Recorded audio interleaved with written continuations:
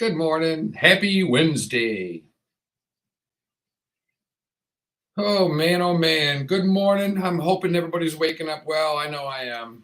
Once again, I went to bed late last night and still got up early. It's the way I do it. I don't understand. So we got another almost 2 minutes until we go live on the radio.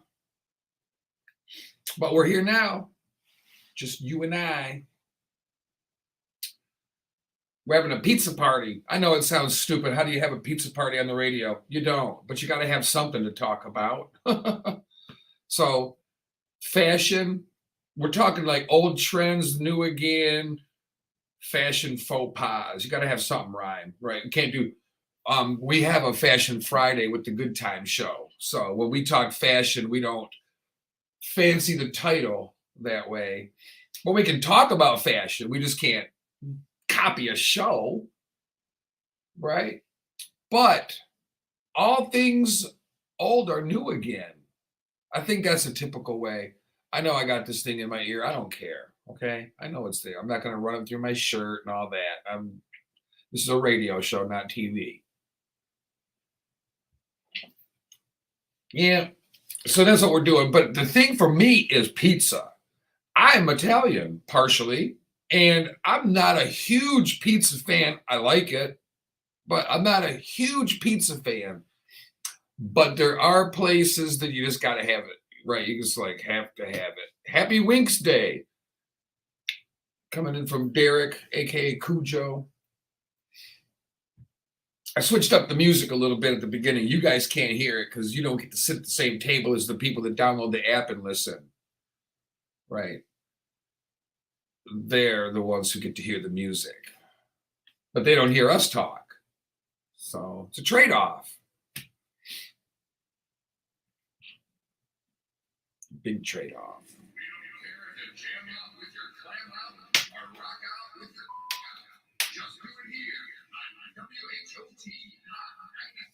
Ready? All right. Better be. Because I am.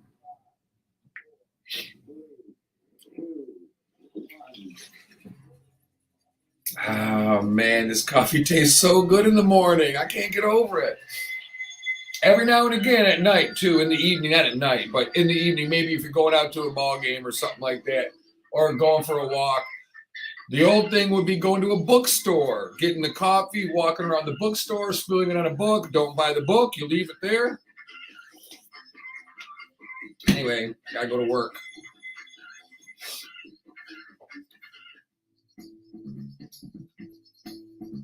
Good morning. Good morning. Good morning. Good morning. 1, 2, 1, 2, 3. Good morning. Good morning. Hello. How are you? Early in the morning. I say good morning. Hello. Good morning.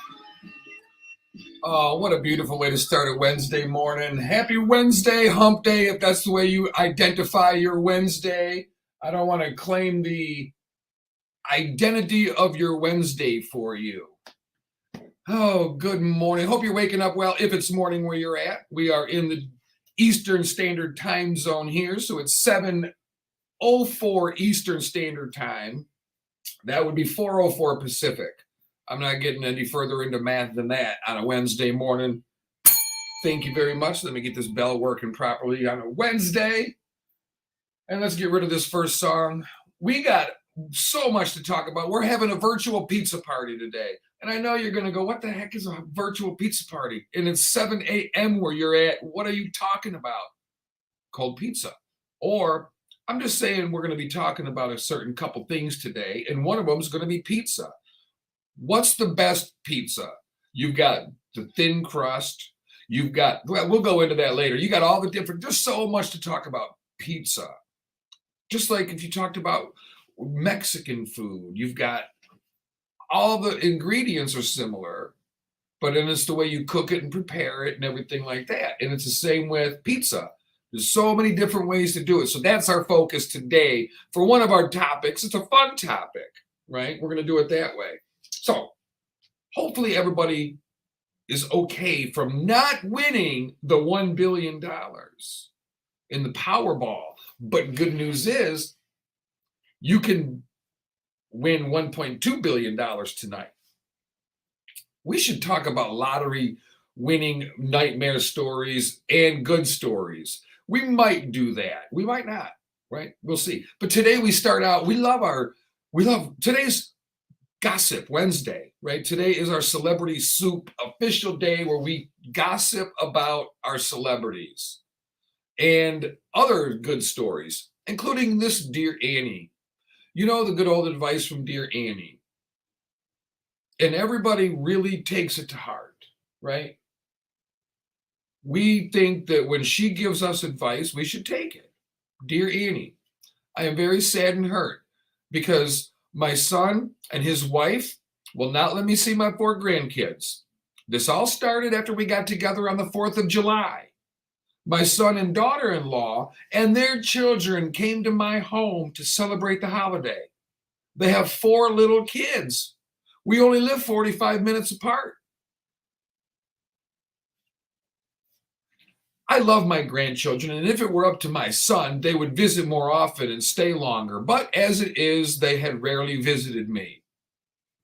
Sounds terrible. Sounds to me like automatically, if it was up to my son, we'd visit longer. Sounds like the daughter-in-law doesn't like mom-in-law. What it sounds like to me. Now, on the day they came to my house, she says, the baby was acting weird. Well, she was acting like she was fighting sleep. She would cry, then stop, and then cry, and then stop. They decided to go home. They took the baby in the car, and I took the other 3 children in mine. They said they were going home, and we all left at the same time, but when we arrived at their home, they were not there.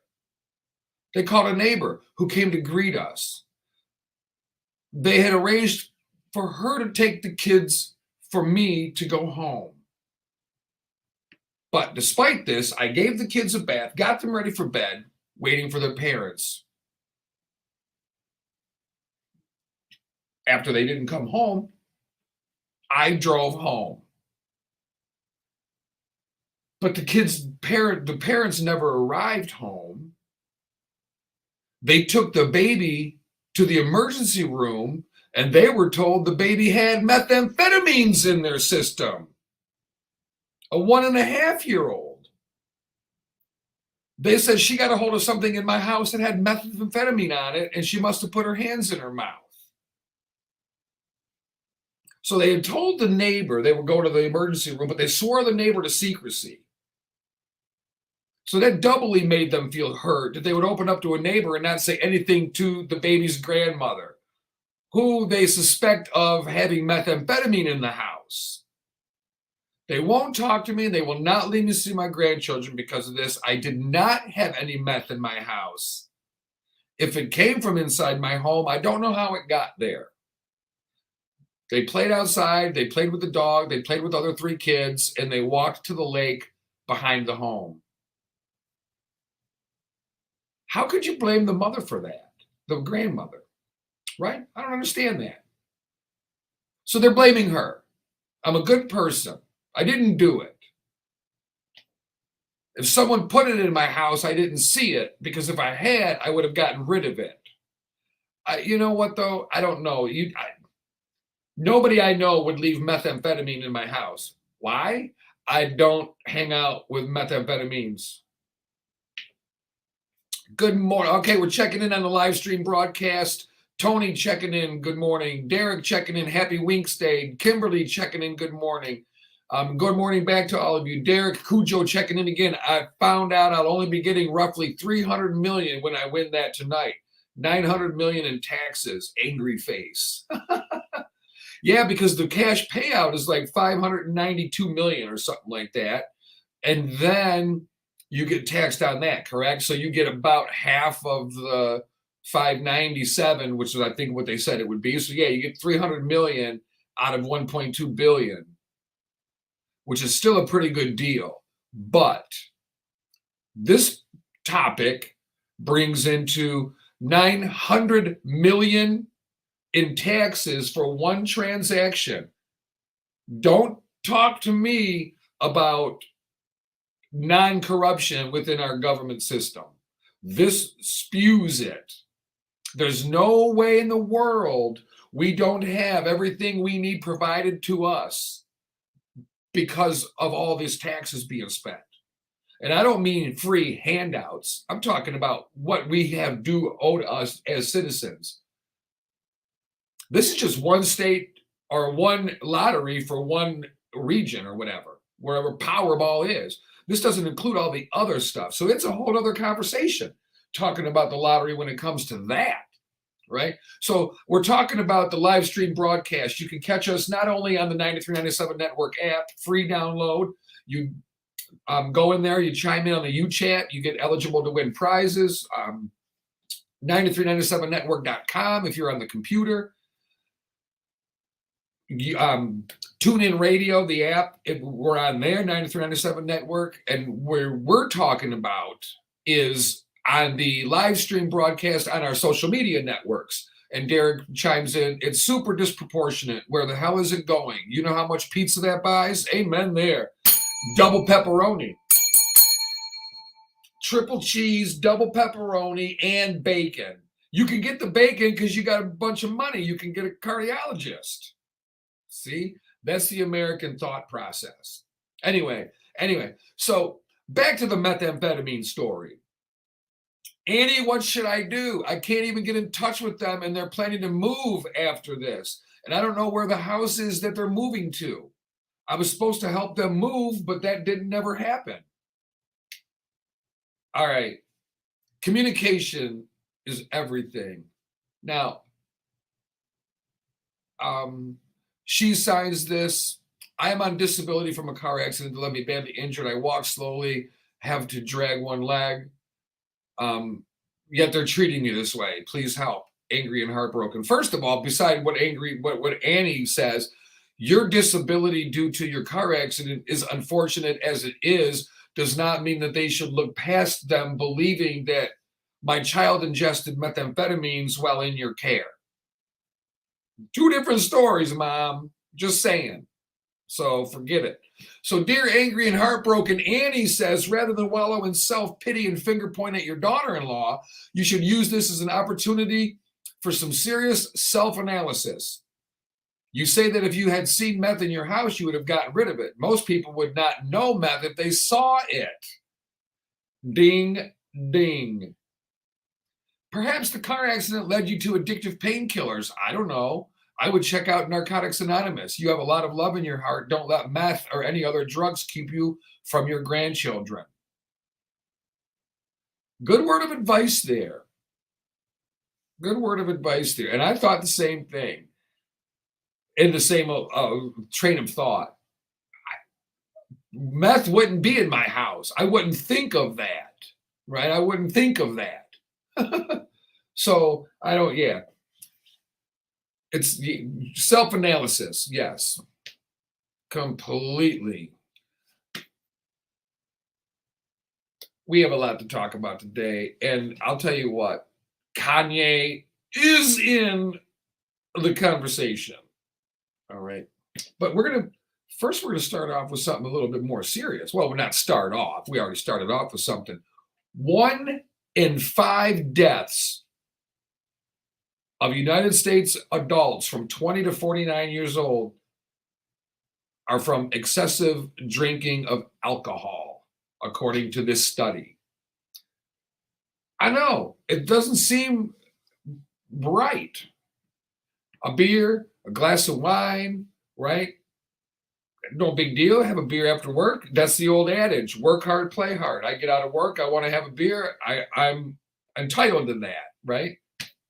Okay, true. An estimated 1 in 5 deaths of people ages 20 to 49 are attributed to excessive alcohol use in the United States. For people ages 20 to 64, it's 1 in 8 people. It is the leading cause of preventable death amongst that age group, according to Dr. Marissa Esser, who leads the U.S. Center for Disease Control and Prevention's alcohol program. Speaking as somebody from the military, yes, it is completely an acceptable thing in the military. It is acceptable in our society.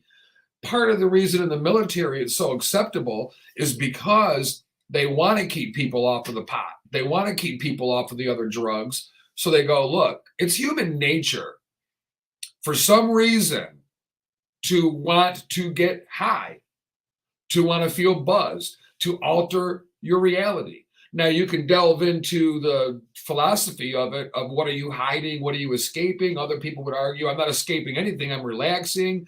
And then others would say, well, if your life is so good, you wouldn't want to alter your being. You would want to enjoy and relish it. Well, nothing's perfect, Mary. So pass me the beer. But it's just one of those things in our society that's become socially acceptable. When you meet somebody, my landlord was over last week. We're digging out bushes and stuff like that in front of my house. And he's out there working. It's 75 degrees and it wasn't overly hot or nothing, but he's working. So I bring out a water and I bring out a beer. And I go, which one would you like? And he said, I'll take the beer. And I said, perfect. I'll be right back. I went and grabbed me one and we had a beer together. It's a social thing. It was 3 p.m, maybe 4. But it was a social thing. We both had one beer and that was it. We didn't make it a thing where we kept drinking or anything. It's just normal stuff that we do. Society allows it. So the military part of it would be they're trying to keep the people off of drugs. So they go, yeah, drink as much as you want. That's legal. But don't do the pot and the other drugs, right? So that's my perception of it.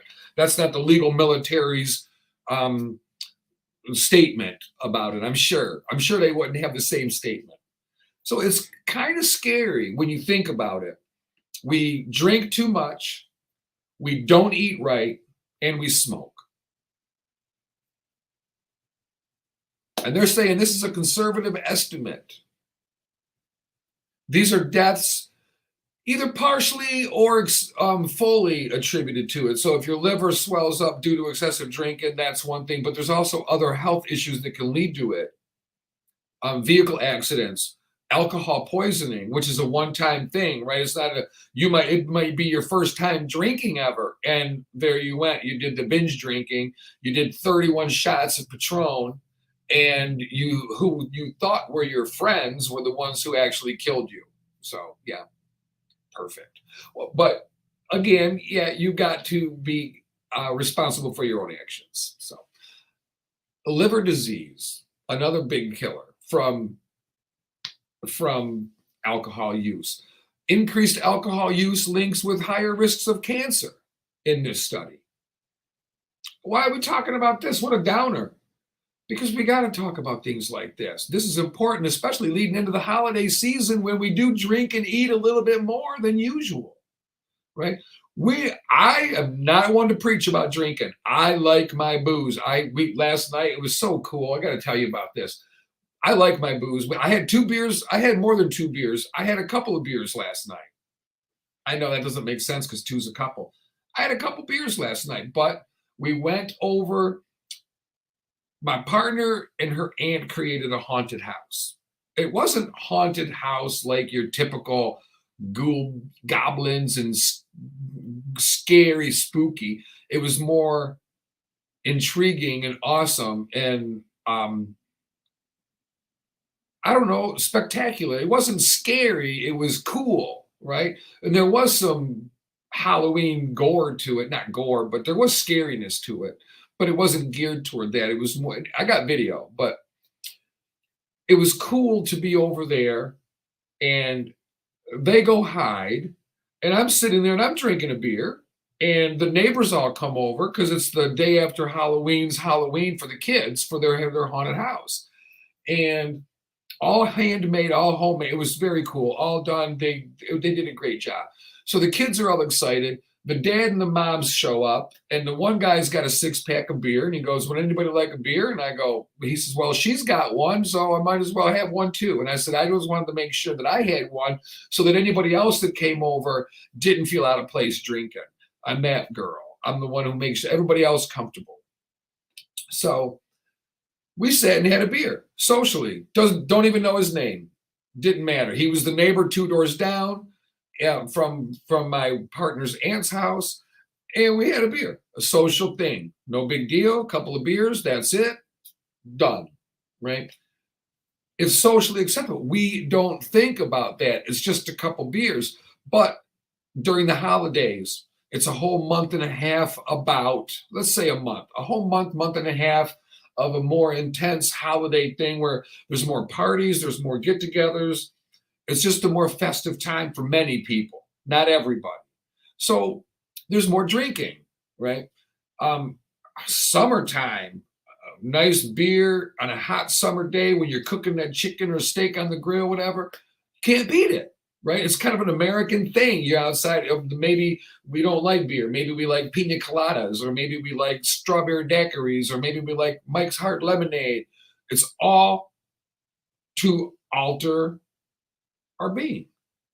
It doesn't mean you're not happy. It's what we do. So we have to be able to say, whoa, we have to be in control of this. You can't drink too much, get liver disease, and sue Budweiser, right? We smoked, we sued Marlboro, we sued the manufacturers because they were tricking us, right, into a disease of addiction. Because once the nicotine hooks you, you no longer have control. It's just like what we've learned about drugs and addiction over the past couple decades. The choice you make is one choice. After that, you don't have the choice anymore. Your body takes over. Your brain tells you you need it for your body, and your body craves it. You can't control that. You controlled the first time you took it. So, what did we learn from that today, children? Don't do it once. And I'm going to use a friend of mine as an example once again because it needs to be said. At 16 years old, went to a party and tried heroin. Came home, told mom, I tried heroin. We got a problem. 3 years later, she buried her child. So, certainly something that is no joke. Don't do it once. You cannot do it just once. You don't have that choice. We have to understand that. With alcohol, we have that choice. It becomes more difficult as you become addicted, or if you become addicted to it, or just excessive drinking. I don't know what you would clinically term it. But there are people that cannot help themselves, whatever you call it. Maybe it's big choice, maybe it's not. And they drink, even though they know it's disruptive to everything that they're supposed to be doing. But we have a choice. And how do you know when it's too much? Like you say, I mean, I drink a beer or two after work 4 nights a week. And then on a Saturday night, we go bowling. And then Thursday, oh, dang, wait a minute. I do drink a lot. I drink 5 nights a week. Maybe it's only a beer. Maybe it's only 2 beers. Maybe it's a glass of wine. You find out when you start paying attention to it, wait a minute, that's a lot of drinking. If you drank 2 Pepsis every night, you would gain weight, right? All that extra. So the same with the beers, same with anything else. And it also does different things to your liver and stuff. So this is funny. This person, this is how do we know when it's too much, right? They put the onus, this is what, see, you lost me here.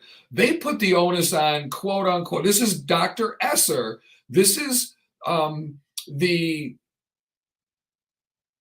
what did I say she was? She's the leader, she's a doctor, an author too, Marissa Esser, who leads the U.S. Centers for Disease Control and Prevention's alcohol program.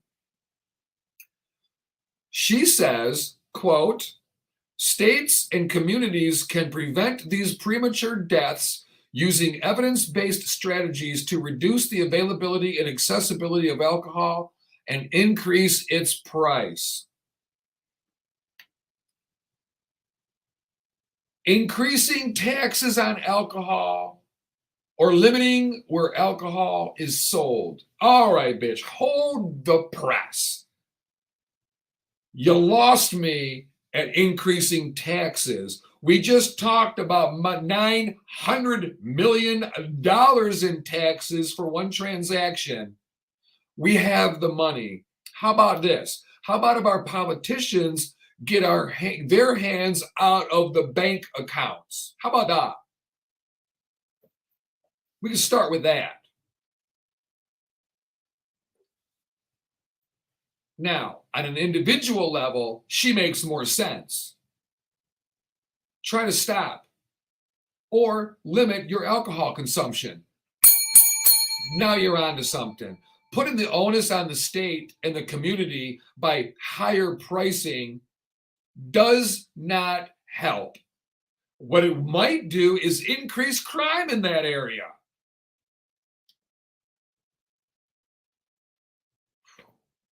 Wow. But on an individual level, I'm more in alignment with her. I think she's crazy to say increase taxes on alcohol, limit where it's sold. We could listen to that. I could understand that a little bit more.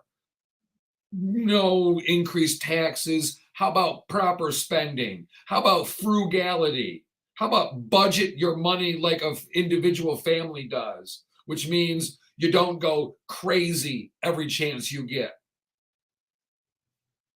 So, what is moderate drinking? Okay, so you're a working man or you're a working woman and you're a family man or a family woman. You're home with the kids every day. You buy the 6-pack of beer. You don't go to the bar all the time. It's a rare occasion and you feel like you're doing everything right. You don't wake up hungover. You never miss work and you still drink too much. Ain't that something? For men, 2 drinks or less in a day. For women, 1 drink or less in a day. 2/3 of adults report drinking more than moderate amounts. That's 2 drinks a day for men, or 1 drink a day for a woman. At least once a month, they admit to doing more than that.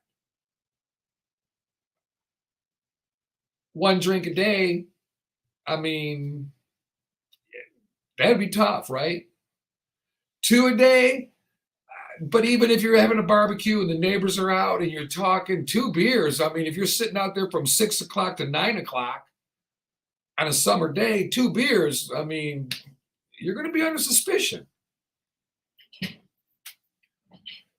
1 in 6 adults binge drink. There's one of the biggest things that we all see, right? We don't drink much, just on the weekends. Yeah, but you drink 13 beers and 4 shots. Wake up the next day with vomit on your shirt. Yep, that's what you worked all week for, huh? Beautiful. Binge drinking, defined as consuming 4 or more drinks on an occasion for a woman, or 5 or more drinks on an occasion for a man. 1/4 of these adults do it weekly. So again, you might do the Monday Night Football's on, right, guys? So you got your wings, you got your nachos, and you got your beer. 1 beer, 2 beers, just getting started, right? 6 beers. There's a binge drink. You didn't even realize it. But a football game's on, nachos, hot cheese or whatever, you're drinking it, right? The wings. So there's 4, 6 beers on a Monday. Well, Sunday was already the day, and you know that was a day after church. And then you had a couple beers during the football game. You had a good dinner and visiting family and everything. So you drank Sunday, you drank Monday. What if you bowl Tuesday? Golly, you got to drink again. So it adds up quick. And I know I'm guilty of it. I'll string together 3 or 4 days where I go, woo, my liver's screaming. I don't even know. I don't know where my liver is. I think it's under my left boob. I don't know. Could be. I'm not sure where my left boob is at the moment. That could be on my right side too, depending on how you sleep. Like sleeping in a t-shirt or in a tank top with those spaghetti straps. You end up, never mind. So 1 in 6 adults binge drink. Reduced drinking has a similar effect as changing your diet. The more you tell yourself you cannot have it, the more you want it. Note to self, note to everybody. Oh, no, not doing that. Hold on. Note to everybody. When you replace said thing with something else more nutritious or better for you and just as satisfying, that helps. Now, I don't know what you can do to replace the buzz from drinking. If you're allowed to, there's states that have now medibles, right? So you could eat a brownie, or they even make now, like, you can cook with it. They make butter and they make oil and stuff that you can cook with it. But again, maybe your job won't allow it. Maybe you live in a state that won't allow it or something like that. So that all depends on that. But then if you're eating brownies to get a buzz because of a health reason, well, the brownie isn't the best thing either for you. So there's always a trade-off, right? There's always going to be a trade-off. Harvey checking in on the social media network. Good morning. My mom got a new car. It's a 2011 Buick Enclave. Nice. Congratulations to mom. Hopefully it runs good forever. Vehicles are an expensive thing that I think we need them, but not everybody does. But I wish I lived in an area that I didn't need a vehicle. But I like the freedom of having one. So anyway, start off, if you want to reduce your drinking, you don't want to just quit outright. If you enjoy it, don't tell yourself you can't have it. Drink one less than usual. So maybe beer drinkers. Our old drummer used to do this, right? He found himself wanting to curb the drinking, He would come over, and he didn't even drive to band practice. We lived near each other, so he was not drinking and driving. He brought a 6-pack of beer and a 6-pack of non-alcoholic of the same brand. And he would drink one regular, one unleaded. That's what he called it. One regular, one unleaded. That way, you're still getting your same amount of beer, but different levels of the alcohol. But then you might argue, well, then what good does that do? What is in it? What is in a non-alcoholic drink that, beside the alcohol, is it still like, so is that better for you? Right? Or is that still like drinking a Pepsi or a Coke, where you go, well, it's still not good for you. You're just not going to get the buzz effect. But I'm drinking so less so that I'm more healthy. And I know for the liver, the alcohol would probably play the factor. In a non-alcoholic beer, your liver would not be as affected, I would think, But the other aspects of it, the beer belly, the gaining of the weight, all the things that lead with excessive weight, those all still play. So, slow down your body's alcohol intake by eating while you drink. Alternate alcohol and non-alcoholic drinks and plan alcohol-free days. Those are good ideas. Family movie nights, right? Kool-Aid or iced tea or Pepsi or whatever it is you like to drink, right? But sodas are bad for us. We know that. It rots your teeth. There's a lot of sugar in it, all that. And they're not like Pepsi. I love Pepsi, but it's not delicious. Like, I drink it and it's like, woo, this stuff's strong. And it's almost like, why drink it? But there's certain foods, I gotta have it with it, right? I'm not having popcorn and milk, bitch. Are you crazy? No, you have popcorn and Pepsi or Coke or whatever soft drink you like. Me, iced tea and popcorn, can't do it. I need that carbonation, right? I know there's a shortage in the United States of carbon dioxide, according to some moronic experts. Whatever. Don't get me started. I really think I'm smarter than most people, and I know that I'm not.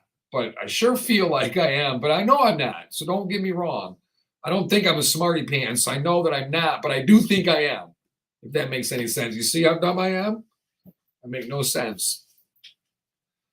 So eat while you drink, alternate alcohol and non-alcoholic drinks, and planning on alcohol-free days. These all lead to drinking problems of excessive drinking, not, let's see, I don't want my beer belly, right? And I would think that those are indicative of each other. If you have a beer belly, you probably drink a lot of beer. I mean, just, I'm no doctor, but, Anywho, it is 7:36 Eastern Standard Time. We're going to break. You're listening to Sapphire'S Soup du Jour. Enjoy the music. Download the free 93.97 network. Man, that bitch talks a lot. Social network tab. Chime in and be eligible to win prizes. Download the free win prizes network app today.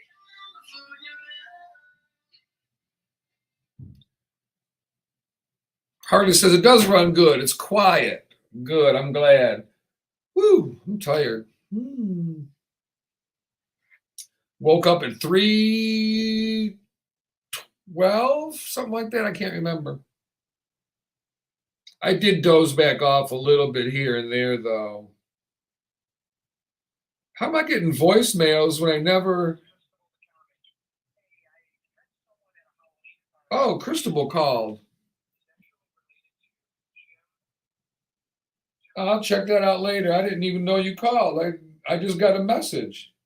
Well, it's been on there. I don't know when I got them, but I just checked my update thing, and it's like, I don't know.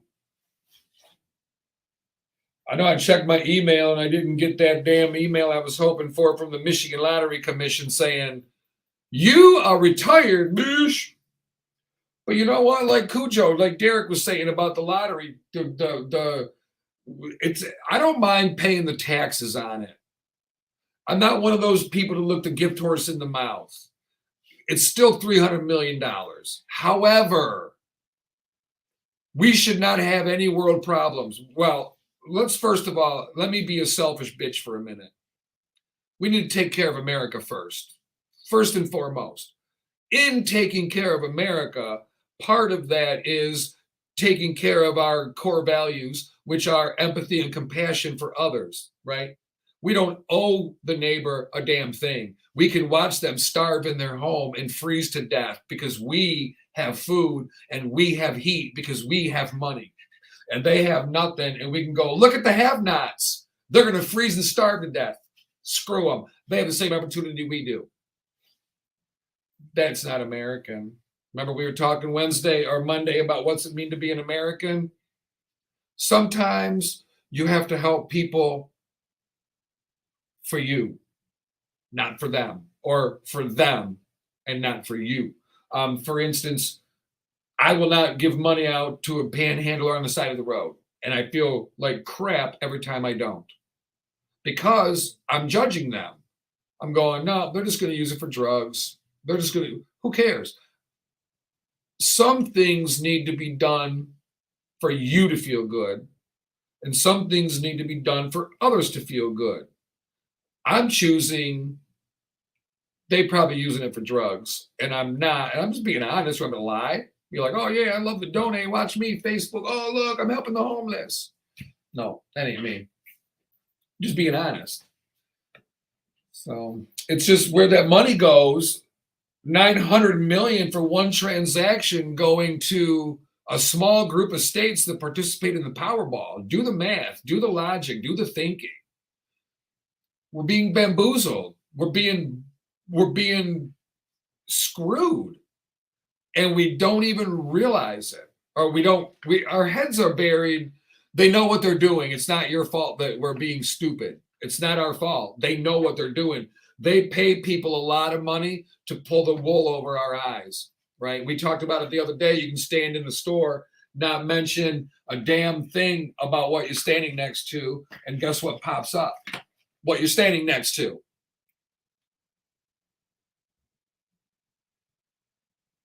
It's a concerted effort. I talked my lipstick off. It's a concerted effort to get you to spend all your money. We talked about funeral insurance. That's what life insurance is for. Now there's funeral insurance. You pay life insurance to keep you alive. You have health insurance to keep you alive. Life insurance to take care of the details upon your death. Now funeral insurance. They're taking all of your money, fool, all of it, little by little. But don't worry, you can just pay $112 a month.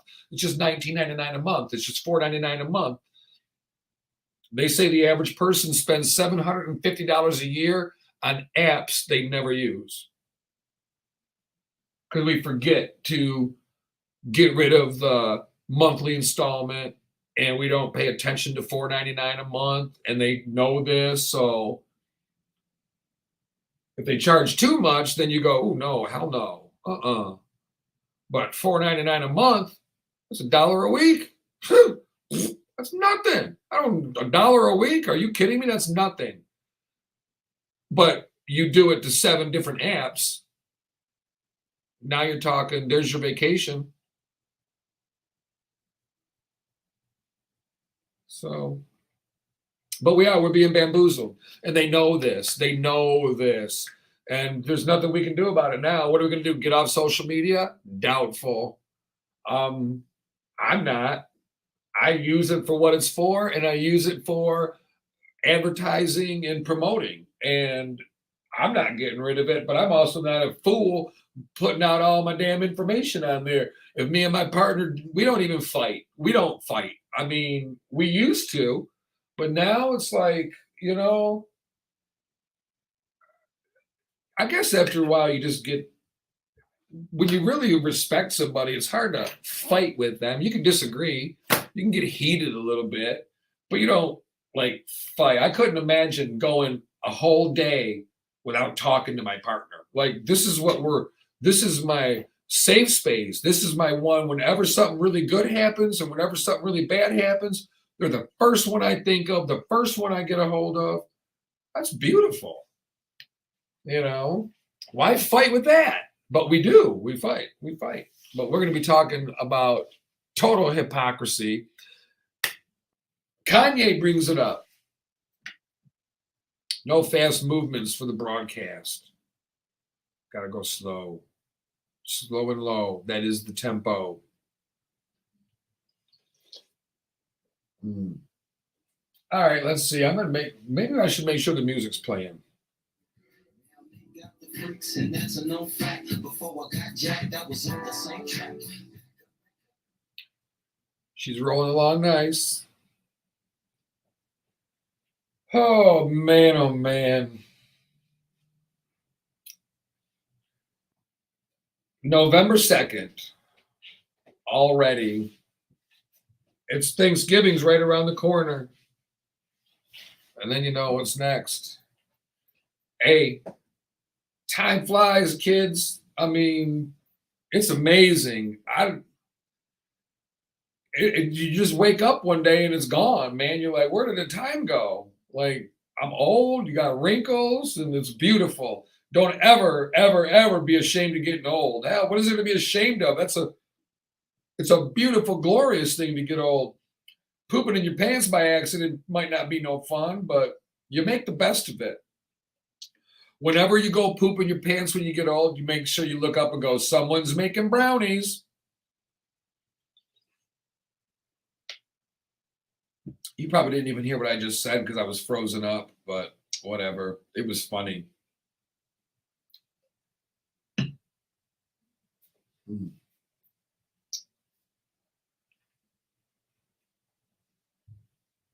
I picked the right one. See, this damn thing just freezes up like crazy. Is it freezing up for you guys watching it, or? I'm going to look.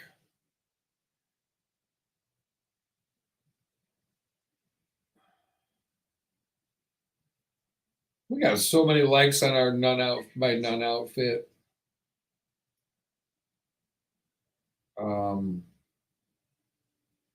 Dude, how do I operate this Facebook thing? Share.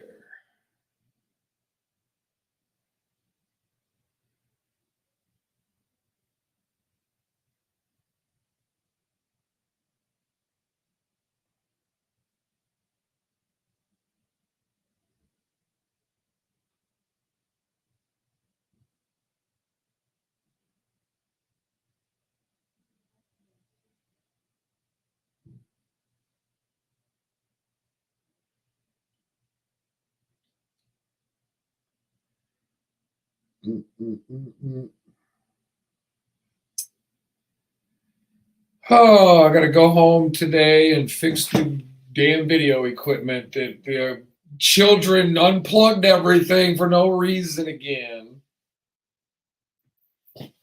Damn children. Grown children, professionals, schooled. They look at everything. That's a dangerous thing when you know just enough to not know what the hell you're doing. You look at something, you got a bunch of cables that the whole system comes to you plug and play. And you look at the system and you go, that don't go there, that we don't need this here. You didn't even turn it on. You don't even know where the on button is yet. And you're unplugging stuff going, yeah, don't go there. But it does. And now I don't know where it went because you didn't color code anything. So now I get to sit there and plug it in, start it. If that ain't it, you got to turn it off, unplug it, try it. There's 3 different choices. If that doesn't work, you got to redo the whole system and reboot it and reprogram it. And it's not easy. Only people smart like me can do it.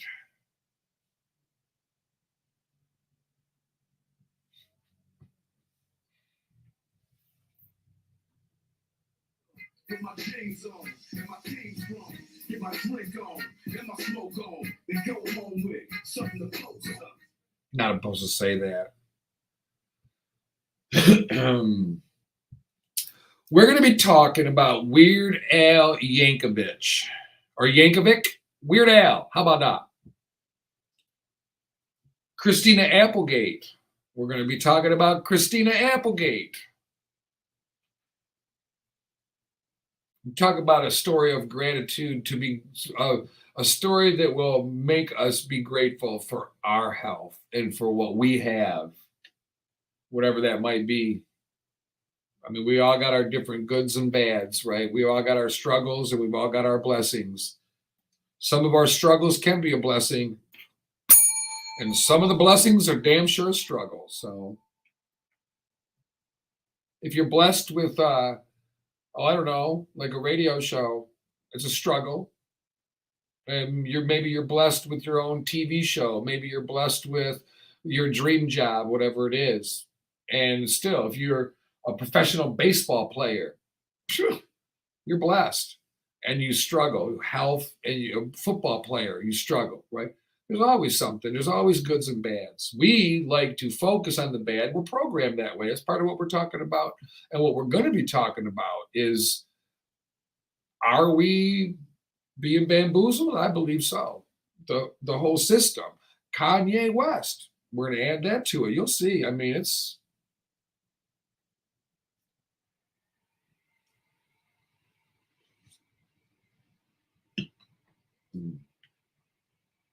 Pizza. I like all kind of different pizza. I like thin crust. I like the margarita type pizza. I like the real thick crust that you can only eat one piece and it's a meal. There's a place, I don't know about where you're from, but Shields Pizza here in the Detroit area. Shields used to be one of those. I think they've still got some somewhere, but I'm not sure. Basically, a small pizza was a square pizza with 4 pieces. And believe you me, it was enough for 2 people. Now, if you're the type of person that says, wait, that's only enough for while I'm there, I need something to take home, then maybe you want the 8-piece large, but then again, you're probably paying $35. It's a big pizza. Other people go, that ain't pizza. It depends on what part of the country you're from. It also depends on if you're from Italy or what part of Italy it's pizza pie. I mean, it's pizza, but there's different ways to do it. And it certainly does taste different. You can go get the $5, $6 hot and ready from Little Caesars. You can go get anywhere you can basically get a 1-topping pizza for about $6 or $8, right? It's simple. You throw it together and everything. But then there's the ones that are more expensive, and you go, yeah, but it's pizza. So I can't stand paying $26 for a pizza. Like, It's just bread and a salad with tomato paste on, tomato sauce or whatever.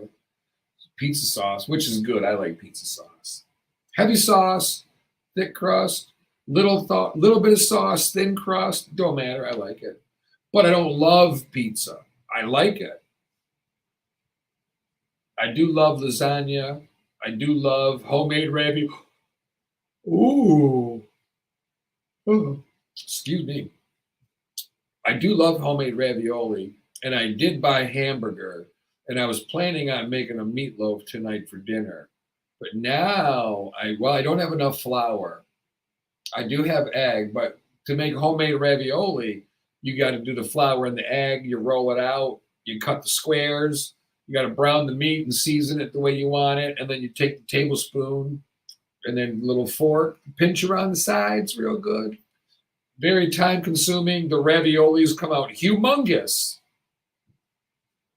But I bought the Bert, I don't know what the brand is, but they're the kind of raviolis. Cheese raviolis I don't make. I'll make the beef. I don't buy beef ravioli, especially Chef Boyardee. That stuff is heartburn heaven for me. I used to like it, but it's not ravioli. And it's heartburn so bad, so I can't mess with it.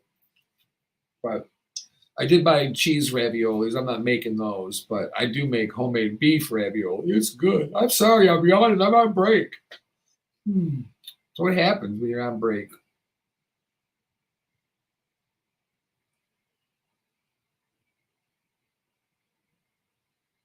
Saturday at 5 p.m. only on Hot 93. One more song. Big Papa from Notorious B.I.G.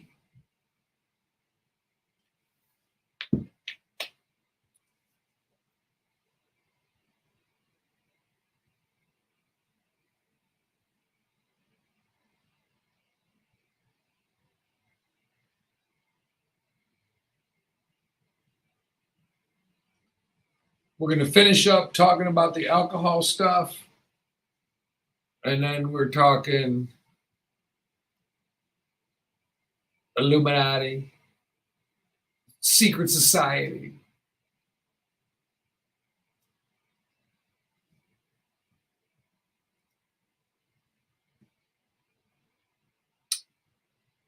Our addiction to doorbell cameras and our hypocrisy. We'll talk about that too. In fact, we're going to talk about that when we come back in 3 minutes. My lines. I can't remember my lines. Want to see my notes for the day's show?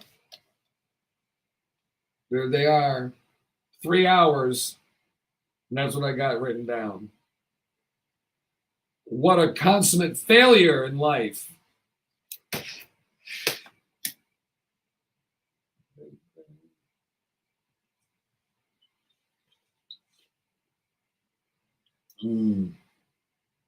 I don't know why I like coffee so much, but I don't drink a ton of it. Or maybe I do. I drink it every day, and I drink this thing full. When I'm getting myself ready in the morning, I drink a cup, but I don't drink the whole regular coffee cup. I pour what's left in here, and then I add to it. So I drink this amount every day, and I almost always finish it. And I very rarely ever drink more. We have coffee here that I haven't even been using. But when we have guests that they want coffee, and then maybe in the afternoon they might want coffee or something like that, then we've got it here. But I haven't been because that's enough. But maybe that's excessive, right? Who knows? It's all about, if you don't drink coffee at all, you'd be like, man, that's a lot of coffee. If you drink it all day, you go, that's just my morning coffee, girl. You're a lightweight.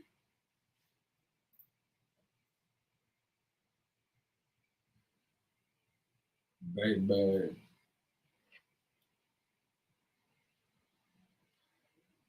I was disappointed. I went to Buffalo Wild Wings Monday. The wings were bigger than normal. It was a good thing. They were like normal wings that you would cut up when you get them home yourself.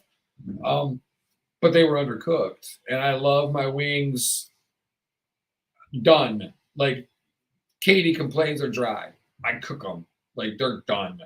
You can, on a wing, if you eat the whole wing, You know, that little piece that most people just throw away. You could literally eat the whole thing and be gone. It's all gone. They cook them. They're done. They're well done. I like my wings well done. Fries well done.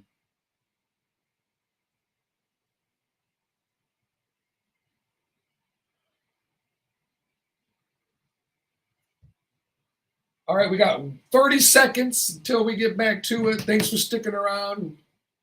Whoever's watching this mess of a thing we call a radio show, broadcast, whatever, hot mess.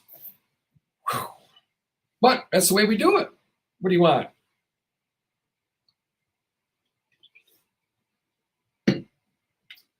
Baby, baby.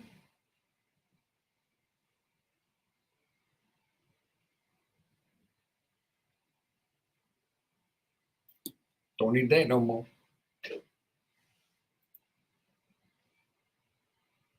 All right, we are back indeed on a Wednesday morning here, kicking it with with just me right now, but that's how we do it. We got plenty to talk about. I'm helping you. I'm helping you get through your holiday without too much drinking, right? So we were talking a little bit about the alcohol and the deaths and everything like that, but it's more about being safe, understanding where we're at. And now with the social thing coming up, let's talk a little bit about that. A lot of people when we're out at parties, they go, "Hey, let's have a drink. You want a drink?" It's a good idea to just squash the offer by, if you're not drinking that night, alcohol, then just have a drink in your hand. Not an alcoholic drink, whatever you're drinking, maybe a water. That way, when someone says, "Hey, you want a drink?" "Oh, I'm good, I've got one." And you hold up your water and they go, "That's not a drink." And you go, "Well, what is it? What do I do with it? Is it a suppository? Shall I do tricks with it?" Amy Marie checking in from Panama City. Oh man, Amy, I'm so jealous. Panama City Beach, Florida. And I'll tell you, I'm up here in Detroit, Michigan, and it's nice right now. I ain't going to lie.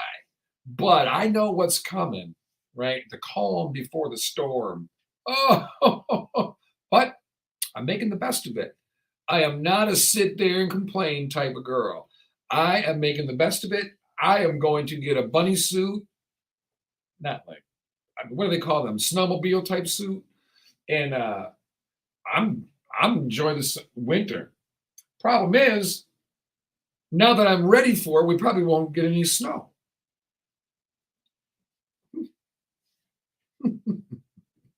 All right. Now I'm going to let you know something, people. We're all hypocrites, but it's okay. When I say to you, we need surveillance cameras on every street corner, you go, "Oh," Amy says, "I still remember the cold weather, only a memory." That's what she's talking about. It's still in the 80s here in Florida. Oh, I only wish. I only wish. All right.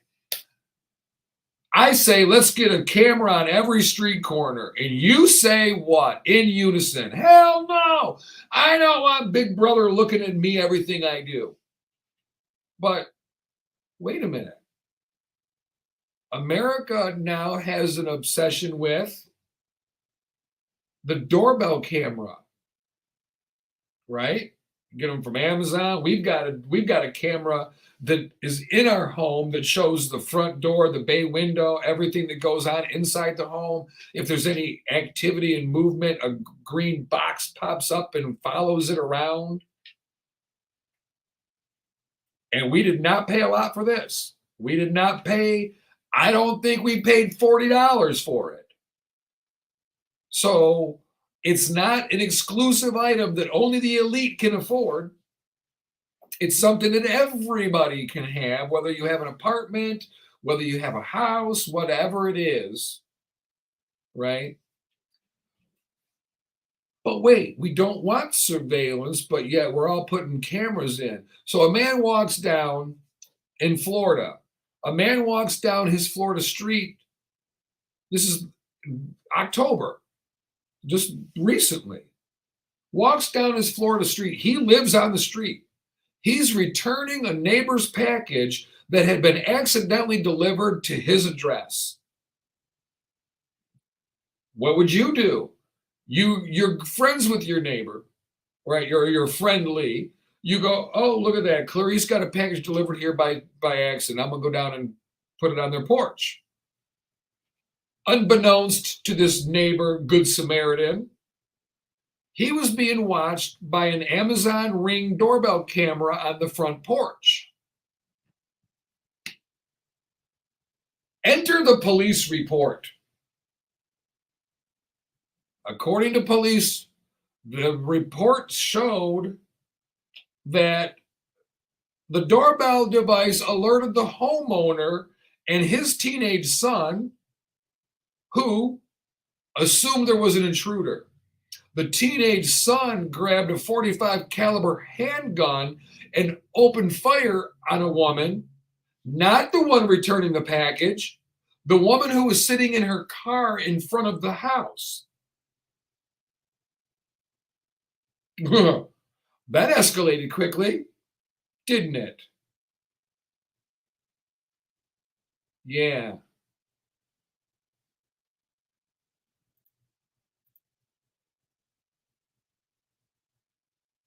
That escalated real quick. She wasn't hurt, but it was a close call. 7 rounds blew through a child's car seat.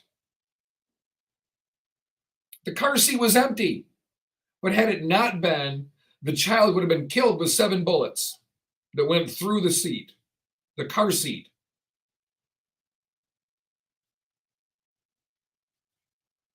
Now, there's argument that the act of violence has nothing to do with the doorbell camera. Blame the neighbor, blame the neighborhood, blame the guns. But blanketing, this is from them, they say, blanketing our neighborhoods and surveillance devices promotes a culture of suspicion, making us all less safe. There's something to be said about that, I do believe. Did I grab the right headphone?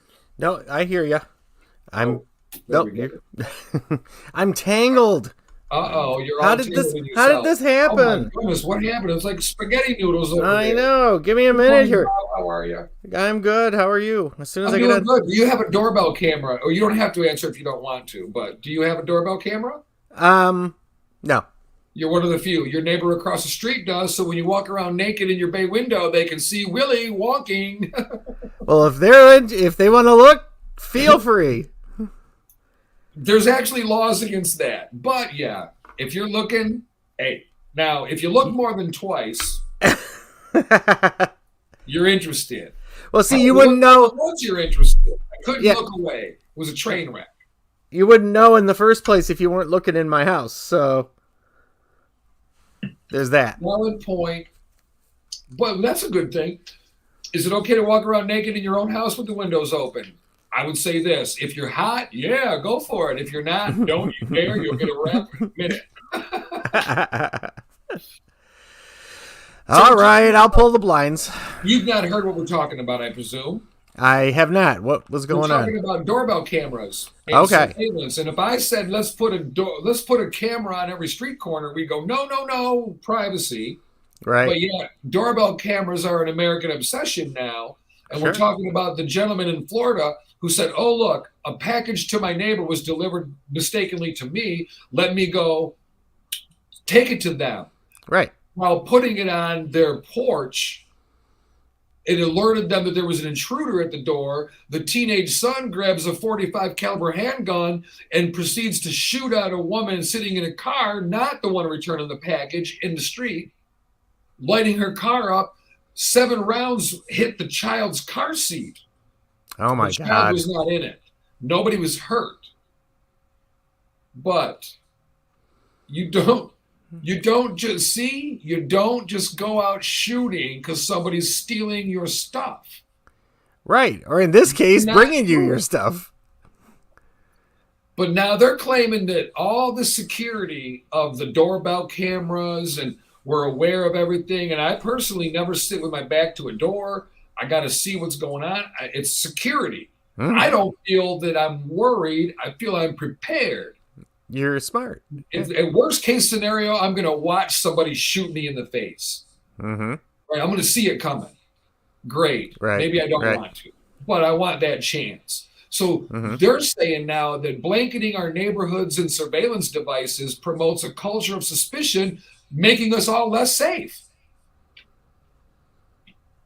I don't think it hurts to know what's going on around you. It doesn't make me act any differently. I mean, I think there's a fine line between security and paranoia. Yeah. Right. I feel guns. I agree with what the one gentleman said, and I don't remember what the source was or nothing, but last week he was talking about gun ownership, and he said guns will, and this was coming from the Detroit Police Department. It was a guy speaking on behalf of knowing what goes on in the inner cities, specifically Detroit.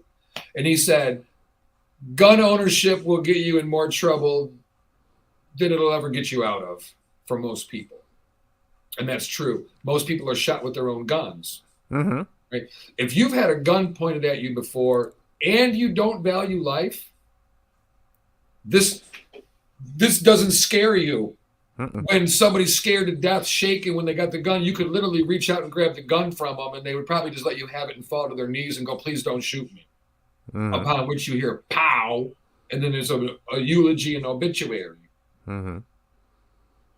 Guns will keep you safe, but they can also ruin your life. Amy Marie checking in from Panama City says that teenager apparently has not been through the gun safety courses. Correct. True. But even so, people that, they know better and they still do things. And we do know better. We've seen the precedent set.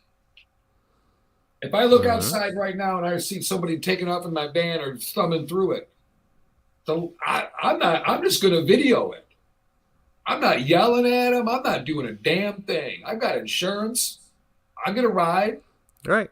But in the moment you go, oh, I worked too hard for this. No, you're not. Not me. Not today. And the emotion gets the best of us. So I go out there. I grab my purse. I got my gun. I go out there. Hey, well, guess what? They're armed too. Now it's a shootout. Yeah. I wasn't supposed to do what I did. I started it, but I don't feel like I did. I feel like, no, these SOBs are taking my stuff. Right.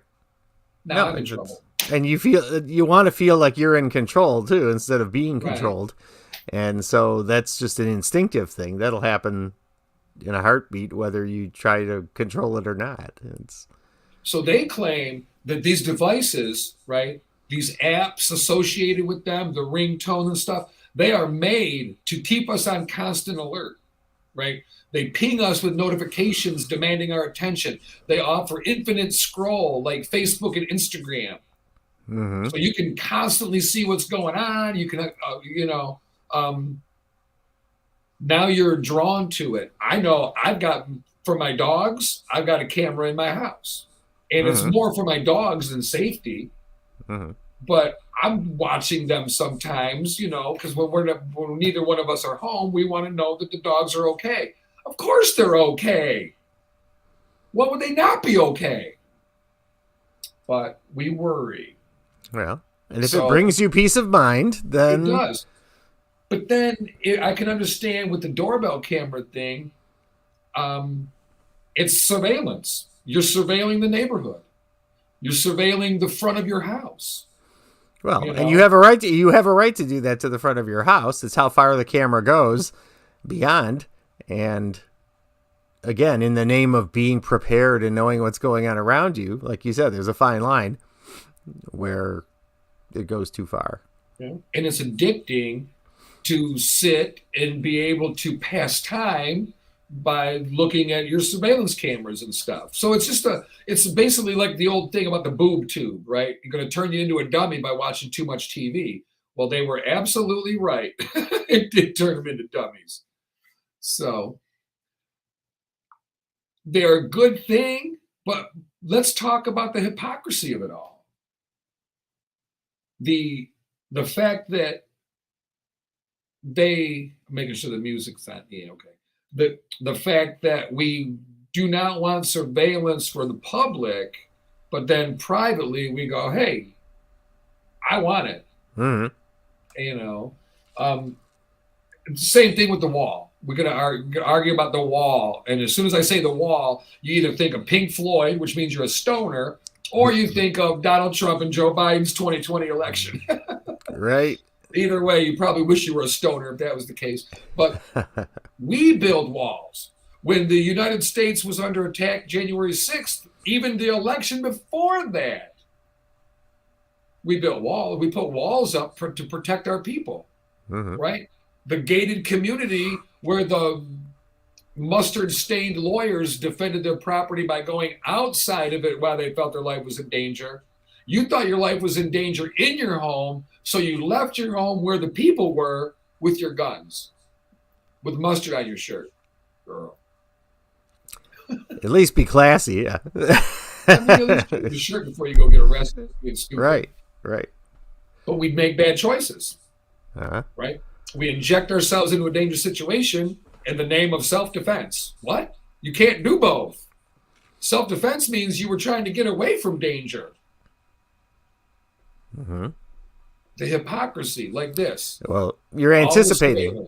Yeah, you're anticipating self-defense. You're preparing your self-defense for what might come your way, which is fine, I guess, if you want to live your life that way. But then again, like you said, it's the difference between security and paranoia. And some would say the best defense is a good offense, and vice versa. A little mixture of both. Sure. So the one app alone, Neighbors, it's an app you can get called Neighbors, associated with the Amazon Ring. More than 10 million users in 2020. There's Google Nest. There's Wise. Right. Tens of millions of people post videos and images from these cameras to neighborhood watch forums like Citizen App, which used to be called Vigilante. Next Door. I would say next door. Yeah. I'm familiar with that one. I haven't, it's it's just a localized version of Facebook, and they try to keep it, less rowdy and less offensive at times, but it still is. It's just the difference is it's in your neighborhood. It's not across the country or across the globe, Mm-hmm. Here's another thing. Now they got a point here. These cameras are used against delivery drivers, right? They're being punished for poor treatment now, or for poor service, poor delivery, turning doorsteps into humiliating performance reviews for underpaid gig workers. If you're doing the job right, you got nothing to worry about. Thank you very much. If you don't do your job wrong, you don't have anything to worry about. I believe that wholeheartedly. I laugh when you hear people go, uh-oh, the district manager's coming, clean up. A good run ship is run well. You never tell your people the district manager's coming in. Let them be surprised. The district manager will be surprised when they come in and go, oh, they're here. And then they can see you get on the phone. Don't think they're not watching. They see you get on the phone. Hey, they're here. No. Who's here? I didn't know they were coming. Of course you didn't. I did. Thank you. Bye.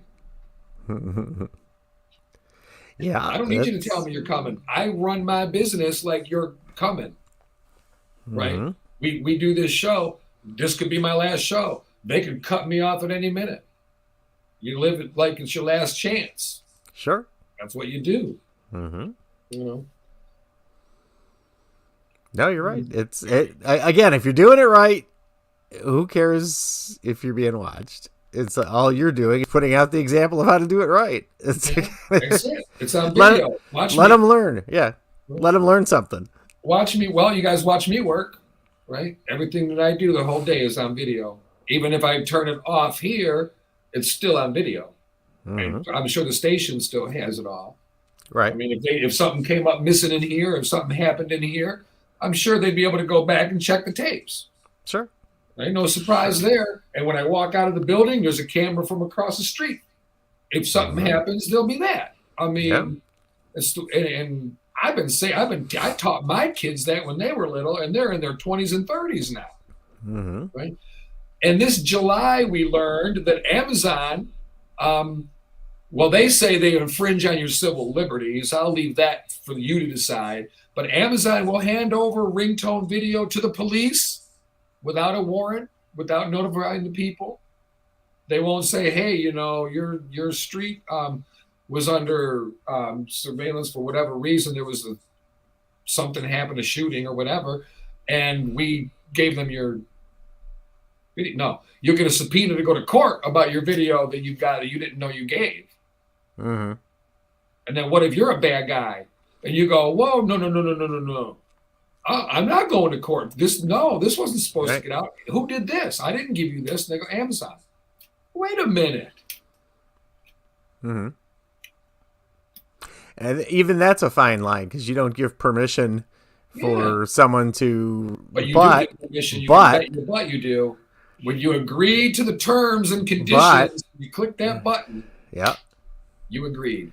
That's right. And who reads the 17 pages of gobbledygook every time? Mm-hmm. I mean, I like to think that I read a good bit of that stuff, but still, I know I don't necessarily. That's why I don't listen to people that argue about that I don't have to show my ID. Yeah, you do. You're driving a vehicle. Yep. When you signed a license, you're signing a condition that you will identify yourself when asked by a sworn police officer. Anybody who doesn't want to, probably up to no good. Mm-hmm. I can't imagine me walking down the street and a cop walks up to me and goes, can I see some ID, hun? Well, he wouldn't say hun, but can I see some ID, ma'am? And I go, for what? Wrong answer, Mary. Sure. Why would I do that? Because I have nothing to hide. Right. Now, is it right? I do have the right to go, whoa, what for, man? What's going on here? Understand this. They don't have to tell you a damn thing. You don't know. Maybe you match the description of somebody who just murdered a bunch of people or robbed a bank. You don't know. They don't owe you the explanation. You need to be a law-abiding citizen. And if you're driving, you need a license. And your license, when you sign it, you're saying, yeah, I'll hand this over when I'm asked to for a legitimate reason. Now, and that's how it was legitimate. The courts do that. True. But, and, like you said, maybe you resemble or you were in the area of or whatever where a crime took place. I mean, if they're going to solve the crime and they have to investigate, one of my not favorite words, then, I mean, it's just part of the operation of law and order, and there's nothing wrong with it. Show them an ID.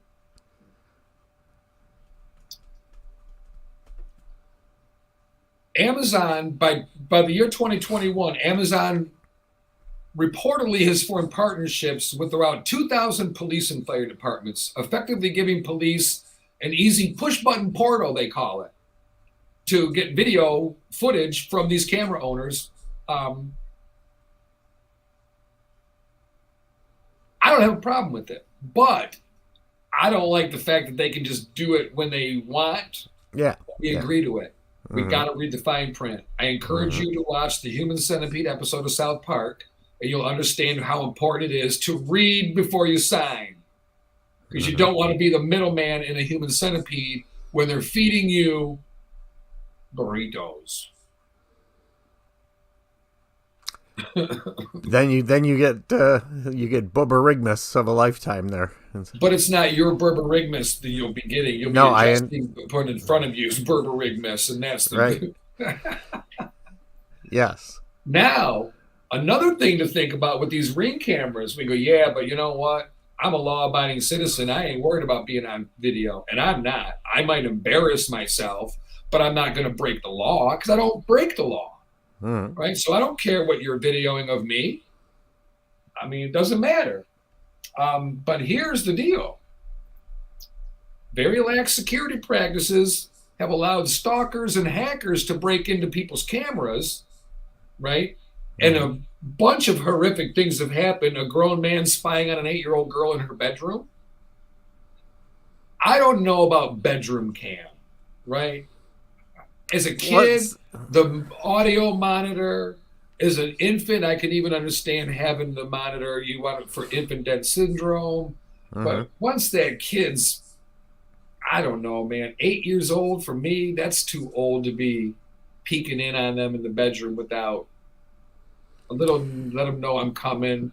Right. Unless if they're supposed to be in bed sleeping, then I guess, yeah, go and sneak in there and look. But right.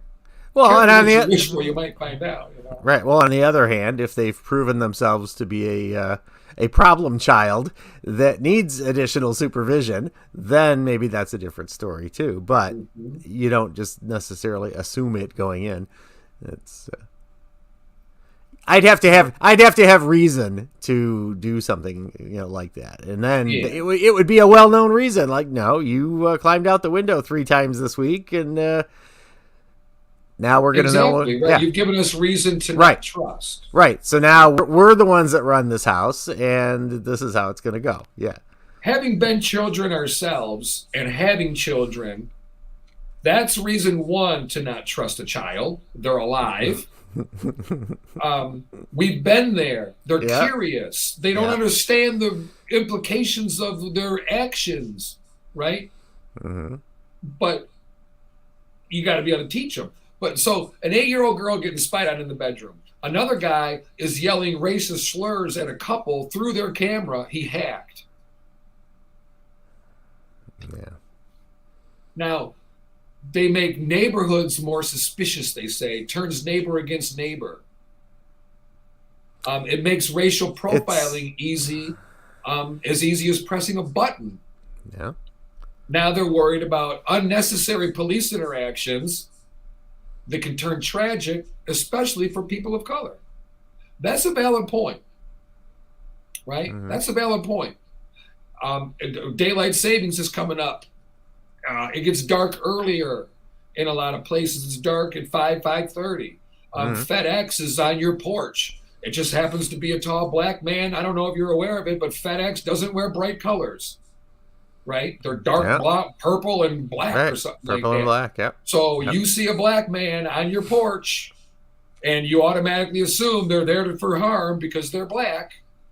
And you call the police. I have an intruder. Police show up on high alert. This guy's going, what the? I'm just doing my job. Right. And he's shot. And we blame the police. And we blame everything. I understand their point. These type of things can turn people into more cynical, but it's up to us not to react. But that's it. That's it. It starts with you and your mindset and your control. And if you allow yourself to get sucked into the vortex of crazy, then sorry for you, but the rest of us don't have to be that way. What about 3 or 4 years ago in our local area, that young lady had a car accident? We don't know her mental condition. I'm not talking about mental episode. A car accident. She might have had head trauma. It was 2 or 3 in the morning. It was close to 3 in the morning, I believe. It was way after the bar closed. Pounding on somebody's door. This is a young black woman, had just had a car accident, pounding on somebody's front door to try to get help. Well, the guy shoots her through the door and kills her. Claims self-defense. White guy. Black girl. Yeah. No. He's in prison. No. Yeah, good. Yeah. Good. You have to actually be threatened. Sure. Now, if she gets in, then you have the right to shoot her. Different story. But also, you owning a gun, you don't have to be more responsible, but you should be. You've got the gun. He had a shotgun. He's got the rifle, right? He should be telling her, stop, I have a gun, I'm going to shoot you. If she continues in and she's not armed, maybe the gun in her face will scare her. If she continues to proceed towards you, then shoot her. Then, Now, I mean, what more can you do, right? You've even made sure she wasn't armed, but you don't know if she's got a knife. You don't know if she's got a gun in her back pocket. You don't know. So you can't just assume I'm going to beat this bitch up, because you might drop your weapon and she might grab one and shoot you. Right.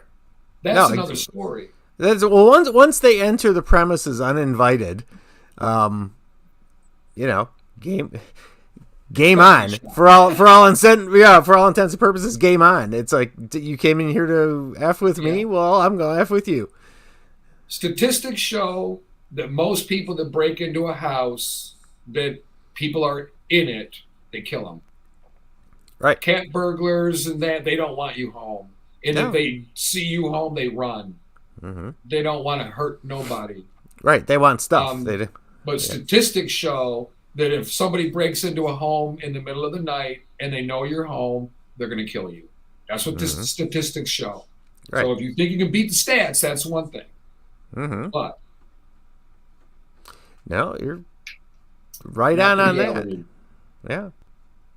But again, these camera things, though, it could be a good thing, it could be a bad thing. A lot of it has to do with, if you're the one breaking the law, they're a bad thing, right? Like, well, damn, that sucked. I didn't think about the cameras.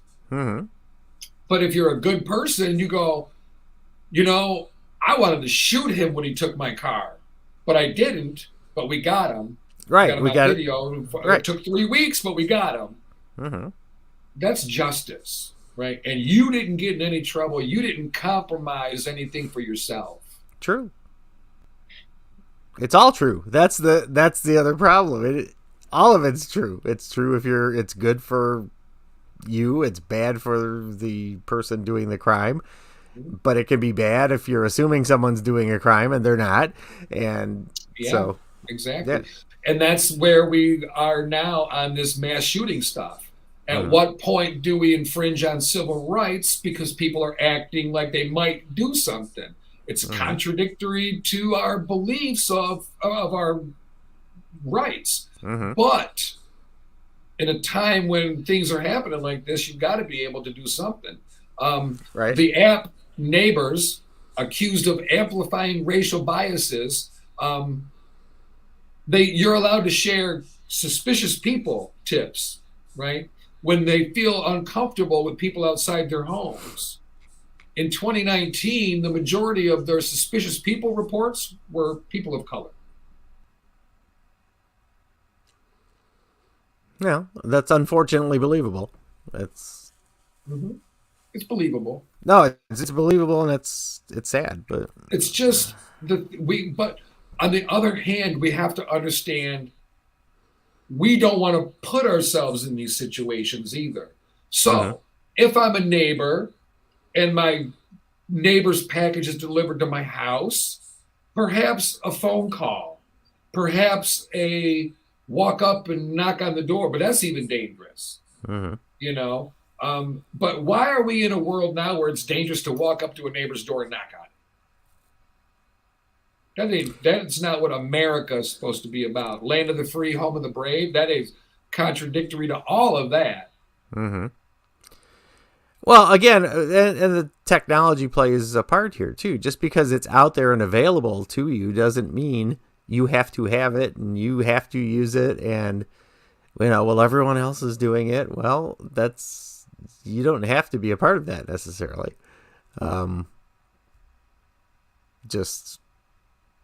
To me, it just makes sense. I mean, everything. We have to know what's going on. We have to know. Our cell phone. We got watches that you can use that you can answer your phone and everything. My partner's got one. I'm like, you go online with it. I go, but you got your phone that rings. You can answer your phone with your phone. Right. But when you can't get to your phone because it's in your back pocket, you got to answer it. You just answer it like this. It comes in handy for a lot of other stuff. I guess it does. And again, who's to say what's right for somebody and not somebody else? But to me, it's kind of the top. But again, there might be, like you said, there might be instances where it's very convenient, and maybe you have an emergency call coming in, and if you didn't take it there, then you wouldn't have known. You're right. True. But those are the exceptions. There's pluses and minuses to everything, and being a free society, quote unquote, arguably a free society, you're going to have these things, pros and cons to everything. I have no problem with surveillance. You know, the big the shot spotter thing in Detroit, Michigan, where it is. It's surveillance of gunshot sound only. And when gunshots ring out in a neighborhood, which is completely illegal, then the cops are notified that shots have rung out in that area, and they can get to that area, and they're en route before any 911 phone call even comes in. Right. So if there's a shootout between two gangs, right? Let's get dramatic with it. There's a shootout between two gangs. Nobody's calling 911 from that group of people. Nope. It's going to take passersby and someone else to go, whoa, what's happening? Take cover. Safety first. Then when it's over, whoa, that was crazy. Then you call 911, right? So you've already got 3 to 5 minute head start from the bad guys that they're gone. Now with ShotSpotter, it's immediate response from the police to the area where the gunshots rang out. It doesn't identify who did it or anything. People don't like it. It's an infringement upon our privacy. No, you're out in public, so it's not an infringement on your privacy. I agree with that. If you're out in public, you're out in public. It's different if they were putting it in your living room, but they're not.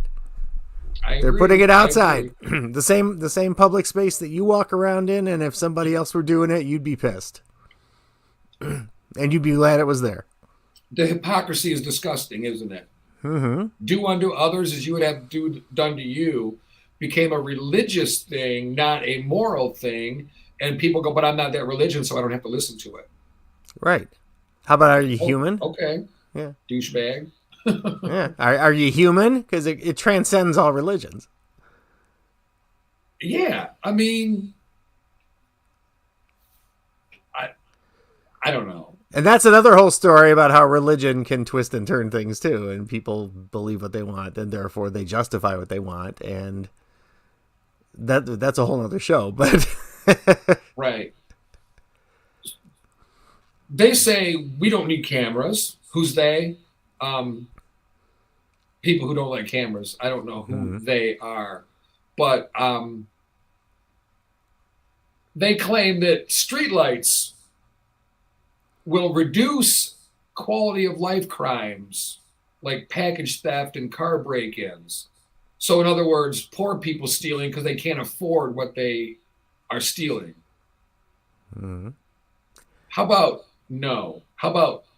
aspire, dream, and work for that item? Nothing cures wanting more than having, but you got to work for it, not by jimmying a car door open and taking what doesn't belong to you. Mom and dad failed you in that respect. Yeah.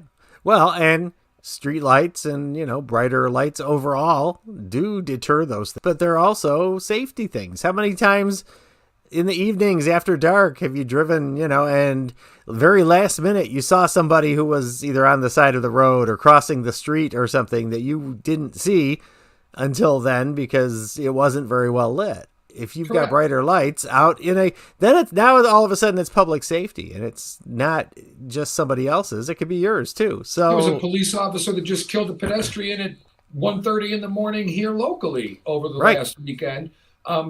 They were walking in the middle of the road, and the police officer was looking for an address for a service call. Right. And they ended up having to bury the guy. Which had it been better lit, at least the policeman might have caught something out of their peripheral vision enough to miss, Yeah, the shadow or something. You never know why you're walking in the street. I mean, right. Well, exactly. And you don't expect that, but you could, if you see it, you can avoid it. If you can't see it, then, accidents happen a lot that way. Are you hungry? Yeah. As a You're matter going to of be able to fact. know with our next segment. When we come back from break, we're talking about our favorite pizza. What Stop it. kind? What on it? Does pineapple go on pizza? Let's start a fight. Sometimes. If you're real high, it goes on. That's After it. 3 marijuana brownies, pineapple goes on anything. Sometimes, sure. You wrap the rings around. Never mind.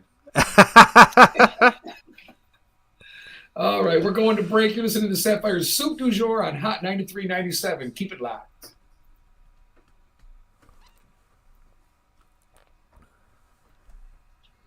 Oh, Lordy. So we're still on the broadcast, but Right. not online, not on the radio. Uh-huh. Oh, yawning and stretching, but it's break time. What? Yeah, Look, it I got is. a fart. Well, we got to see, and you're on camera. Now they saw you, and, management's not going to be so happy with you. But Yeah, no farting in the chair. that's all right. No studio stank. Come on. Oh, I don't do that. Yeah. I have to jump off for a couple and record for the other station, but what time are we coming back? About? Let's see. 1, 2, 3, 4. 8:54. Wait, 1, 2, 3, 4. 8:54. Okay, that's what I was guessing. So, yeah, I'll be back by then. I just All right. have a couple quick things to do, and I'll be right back. See you in a few. Okay. All right, just me and you again. Uh-huh. Oh, that looks good behind me. Look at that. Ooh. I'm thinking about making meatloaf tonight for dinner. Meatloaf with mashed potatoes and gravy and green beans. That's what I'm thinking. Amy, love your energy. I'm still here. Oh, thank you. And thank you for sticking around and checking it out and being a part of it by chiming in on stuff too. It makes it more fun when people are chiming in on their opinions about things and everything. But, yeah, we got Weird Al coming up. Pizza. Pizza's a funny thing because in a social setting, it's like, let's get a pizza. And then afterwards you go, well, you know what? When we're like in a social setting, it's just let's get like 5 hot and readies or whatever it is they call it where you're at. You get 5 pepperoni pizzas, nothing else, just pepperoni. And they're cheap and it's easy and everybody chows down and there's nothing left and the people are eating the cardboard boxes. I'm happy we crossed paths again too, Amy. It's been a while and it was fun up here, especially the parties. Yeah, good old Inferno. Mm-hmm. But when I'm at home, my pizza, I need, I like everything. I like this, like the black olives and the green pepper and onion, but not a lot of them. A little bit of green pepper. They go heavy on the green pepper because it's so cheap, I guess.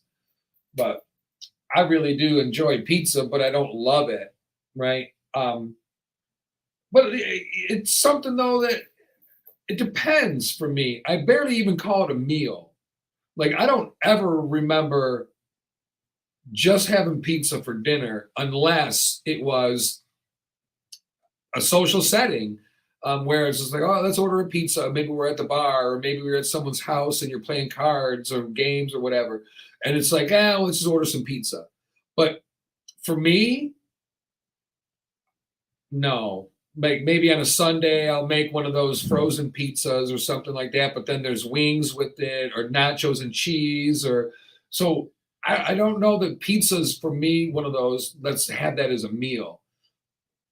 Every now and again, when I go to my favorite Italian Pia's Pizzeria, I'll get the pizza. And they got the old world, the curl up pepperonis. Amy Marie Phillips down in Panama City, Florida. She says, Inferno, the old bar we used to go to. I was the show director there. The shows have plenty of room for improvement around here. That's what Amy Marie is saying about down in Panama City. They have room for improvement everywhere. I'm sure there's some good ones down there. It's drag. It is what it is. It's entertaining, but not everybody gets it. Like a lot of people think they get it, but they don't get it. But um, as long as the clicks are in place, nothing's going to get any better for anybody. So you just got to walk away and laugh and go, oh, yeah, continue to do the same thing over and over and wonder why things don't work out. Okay. Mm. And then the ones scraping off the top, taking it all, doing subpar shows just so that they can make their money. That's why things don't work out for you. Mm. But at least your buddies are booked, right? At least you got your little clique booked and they're all happy kids. But the show sucks. But you're making your money.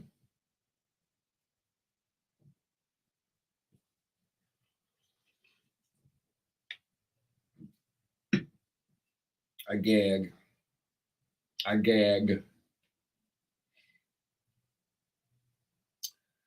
All right, let's see. We got 7 minutes left. I'm gonna go to the ladies' room real quick. Be right back. I would love it there. Actually, Amy, I've been talking about moving to Florida for quite some freaking time now. Yeah. I could see me in Florida like that. And we're gonna be buying a house probably this spring or summer. And I don't know where we're going yet, but we're going somewhere. I'm hoping it's north a little bit. I got a uh ore in the iron in the fire or something like that. What they call? I'm hoping, and then we'll be moving a little bit north of here, but you just never know. I want to move south. I would love it there. I know it. But all right, I got about 6 minutes. BRB.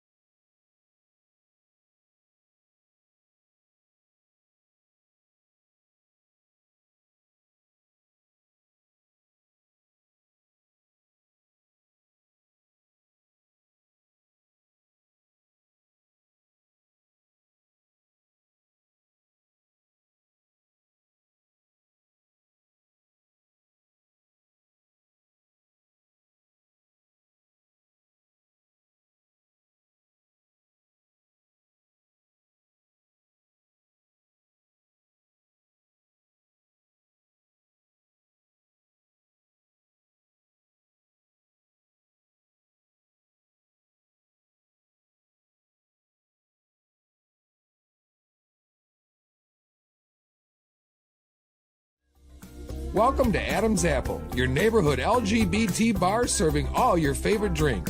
With friendly and knowledgeable bartenders that keep the party going and make sure your needs are met. It's the cheers of the game bar. Your bartenders know who's coming in, where they're going to sit, how long they're going to be. Kick back and enjoy some fresh air on their large enclosed heated patio. Open year-round with music and weekly barbecues. Karaoke every Thursday night where you're the star. And Mexican Fiesta on the last Monday of every month. Located at 18931 West Warren, Detroit, Adam's Apple.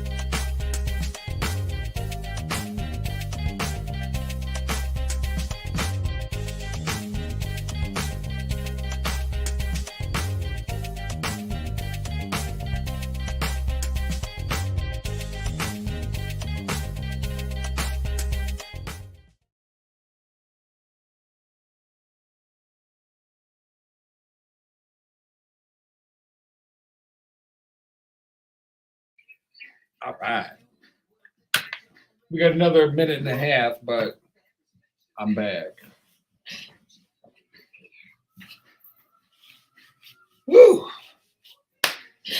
Ready to go.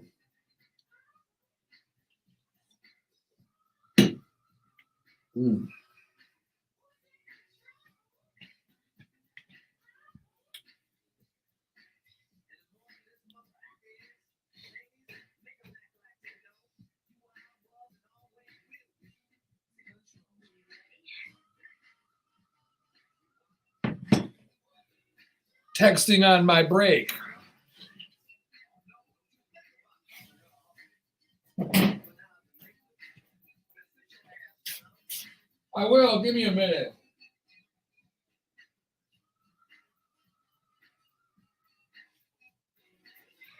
Oh, you're not listening to the music. You didn't hear.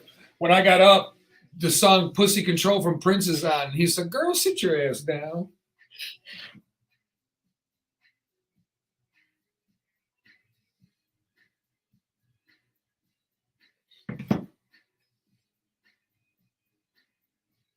Oh, yeah. Here we go. Oh, wait. We got a whole other song. What the hell am I talking about? Girl, bye. Surprised I can function. It's Chilly Willy. I can't stand it.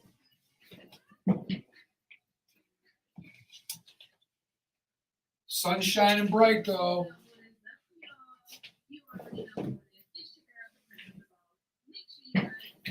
I'm covering up with my sweater underneath here to try to keep me a little bit warm.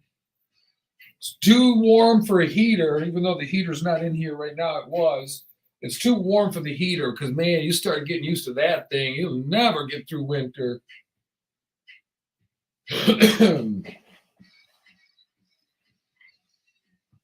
Oh, I got to turn that down. Ooh, gonna get in trouble. Oh, FCC will be knocking on my door.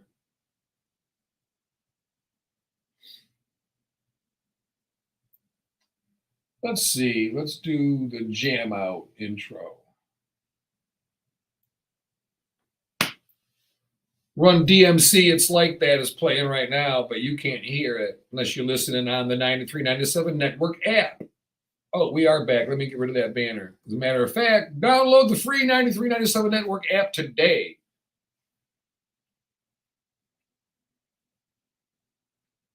If you don't, you're a putz. Just kidding.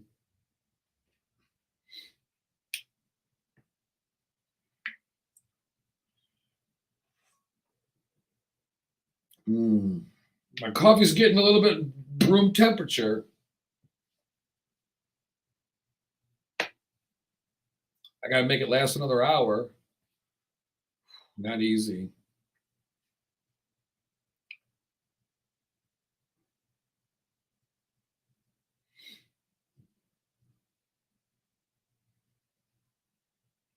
I was out playing some pool yesterday. Went to the Hayloft Saloon, played some pool.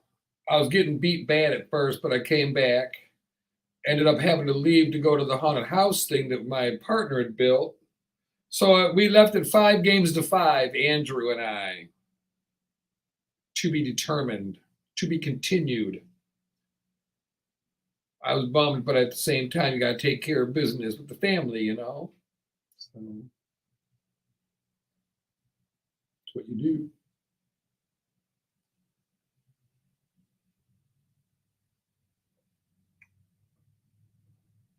I should build an ice rink this winter if it gets cold enough, long enough. Something to do, skate, you know. But I don't have enough in my backyard because we got the big maple tree. Could do the maple tree in the middle of it all, but then you got, you know, that's a pain in the ass because then you got to secure all that ice around it.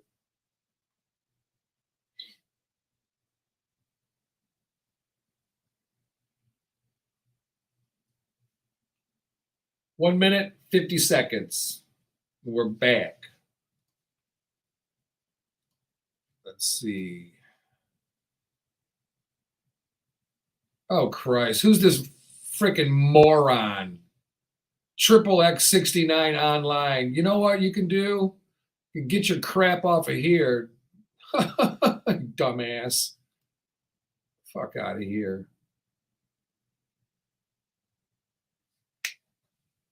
Not that I'm opposed to a XXX69, but I mean, there's a time and a place for everything. I ain't doing it online. This is a family show here, XXX69. Hopefully that's not the email you use for your kid's school contact point. Hey, XXX69, just want to let you know your kid was tardy for school, probably because you're a hoe bag. You probably got her on the street selling her body for peanuts.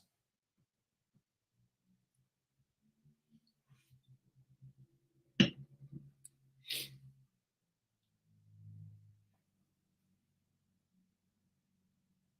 wonder if it was a job app. Maybe they're like, hey, you want to come get paid to 69 online? No, I wasn't even 37 and a half or whatever it is. Well, what would half of 69 be? 35 and a half?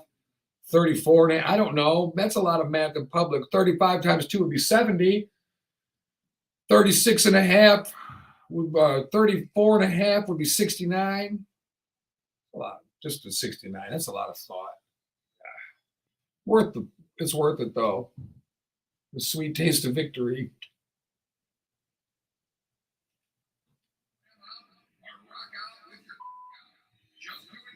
We're back.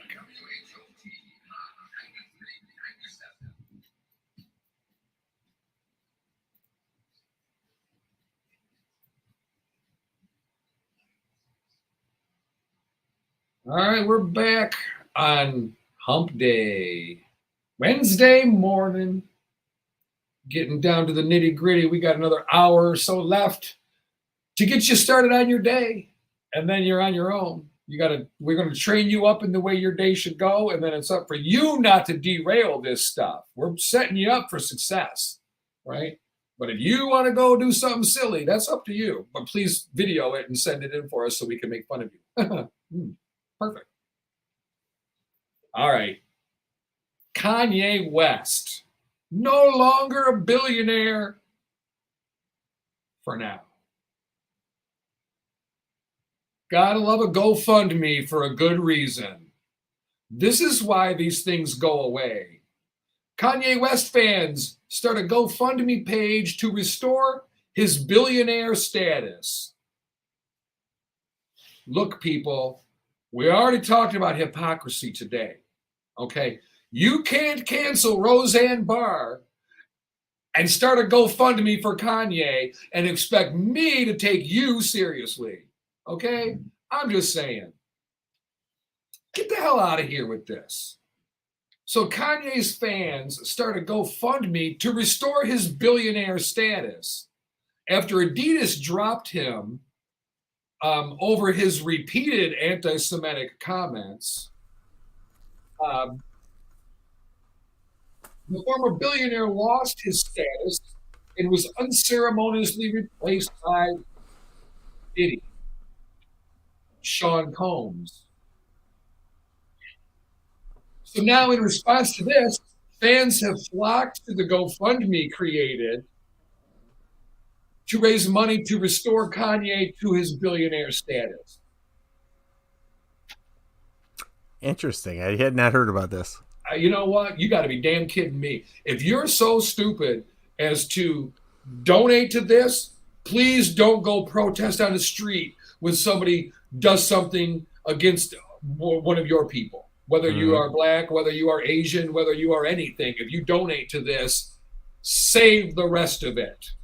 You can't have your cake and eat it too.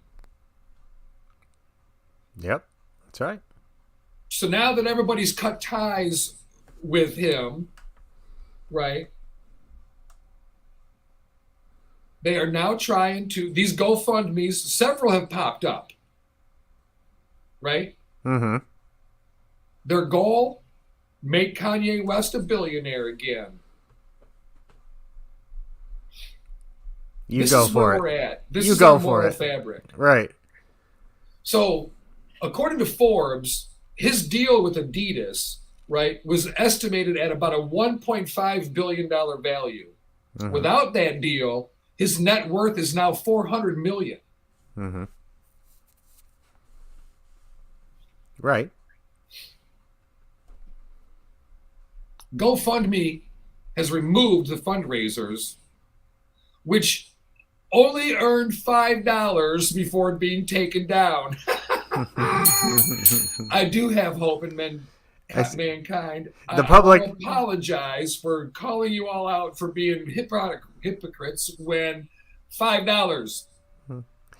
The public has spoken. The poor guy was reportedly, self-reported, $53 million in debt in 2016. So he asked Mark Zuckerberg to invest $1 billion into his ideas. Doesn't hurt to ask. Jeremy Piat launched a GoFundMe for then, entitled it "Get Kanye Out of Debt." The page is still public, and it's raised $57,398 of its $53,000 goal. But it doesn't look like Zuckerberg's going to help him. No, I'm saying is that 53,000 going to get him out of debt? I don't know.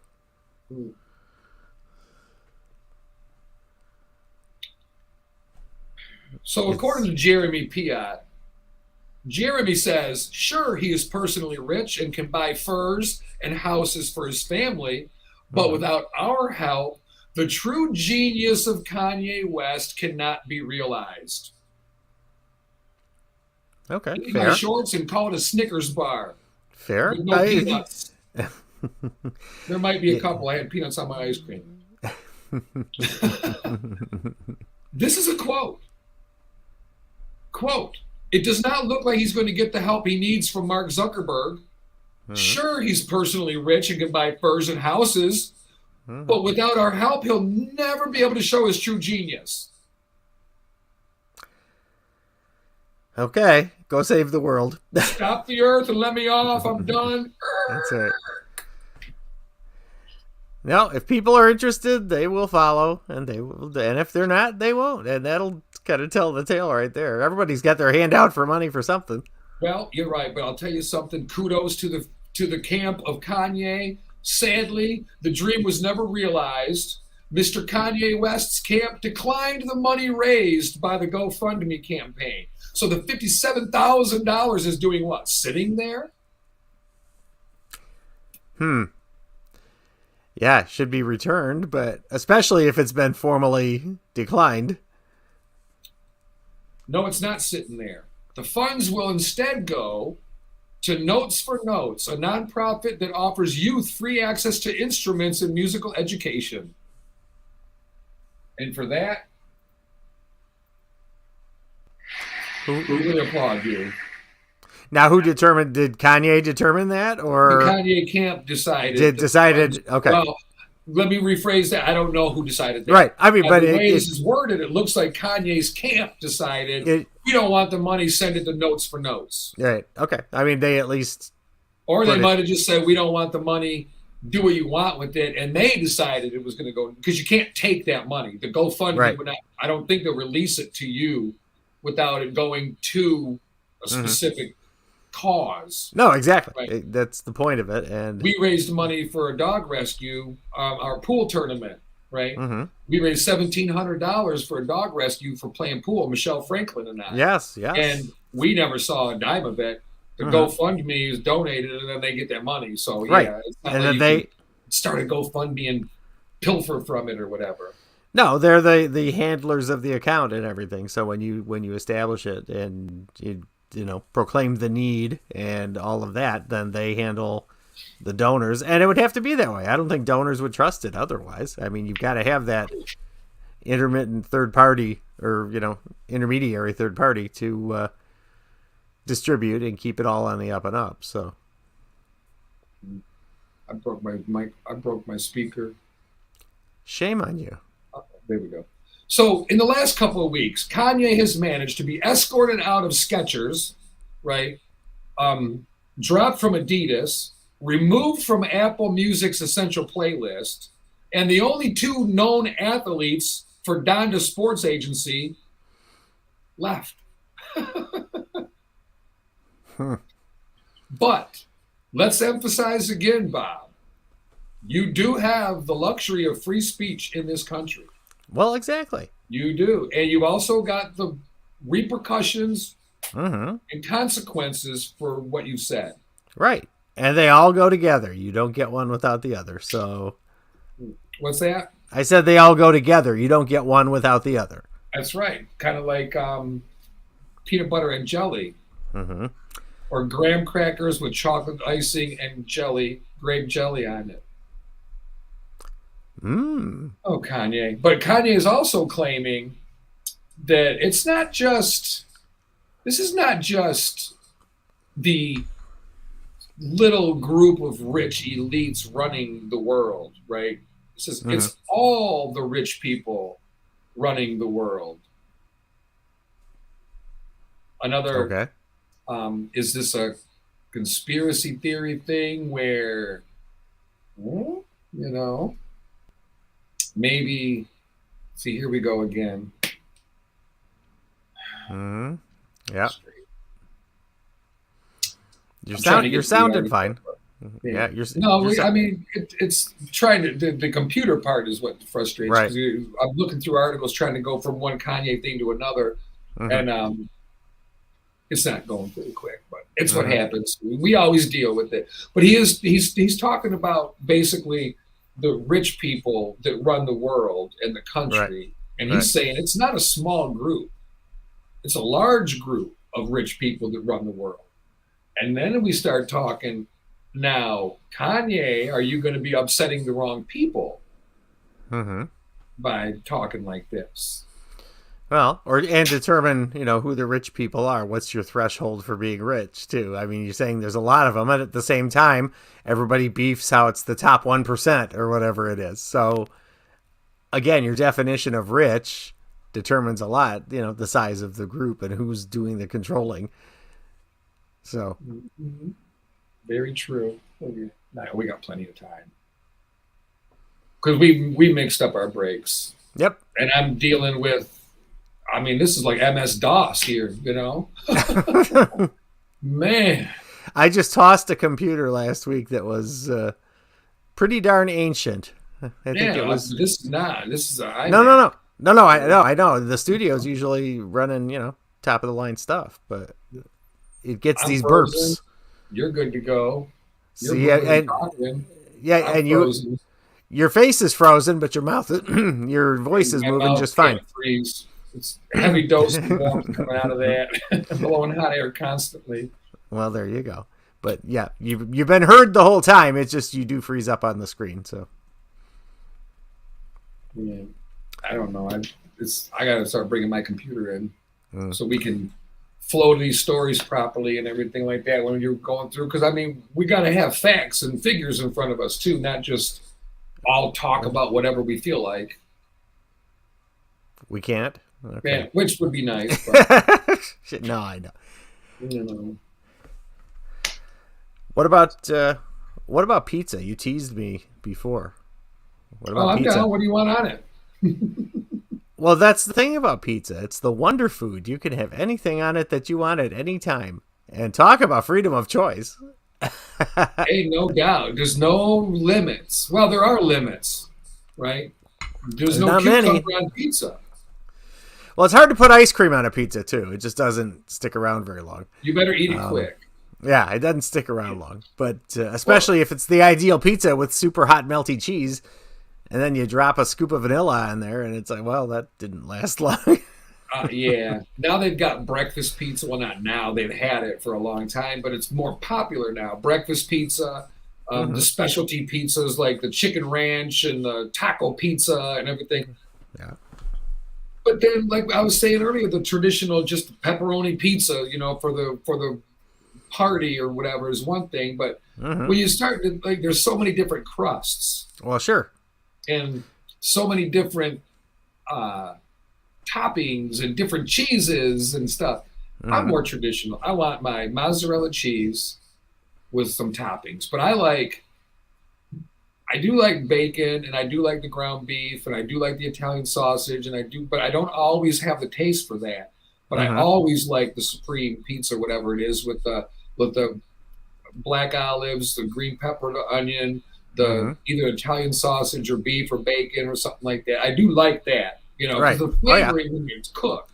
Sure, and it all kind of blends together. And Yeah. my pizza has to be extra cheesy. I will always order it with it. And there's a difference between extra cheese and double cheese, just so you know when you order. Very correct. Extra cheese, and make is sure- a little bit more. Yeah, they'll toss on a little extra. If it's double cheese, I want the cheese to count as one of my toppings that you're charging me for, so that I'm getting twice the cheese. Right, double the cheese. Don't Yes. skimp on it and then charge me double. Exactly. So, and I always find myself having to clarify that with the person taking the order. I said, this is double cheese. This is not just throw a little on top. I'm ordering it because I want it this way. And so it's a total cholesterol mayhem, but you got to love it. Then when it's hot and it's all ooey gooey and the toppings Pineapple. aplenty. Pineapple, You like pineapple on pizza? I like. What I don't like is to be surprised by pineapple on pizza. If I'm going to have pineapple on pizza, that's great, but I want to know I'm getting that first. I don't want to just walk in and go, oh, hey, we're having pizza. Oh, hey, here's pineapple and blah, blah. Ham. No. Pineapple and ham on pizza. It's like, I like to know that it's coming. That's all. I mean, I'm a Yeah. pretty traditional pizza guy, but then again, I also say there's never been a pizza that I met that I didn't like. So it's like... Pizza You is like sex. When it's good, it's good. When it's bad, still pretty good. It's not bad, yeah. Nope, absolutely. No, double cheese, ham, and mushroom, and sometimes the tomato and green pepper, depending on especially how the sauce is. And it's funny how some pizzas will be, quite rich with sauce, and in other pizzas, they're kind of stingy with the sauce.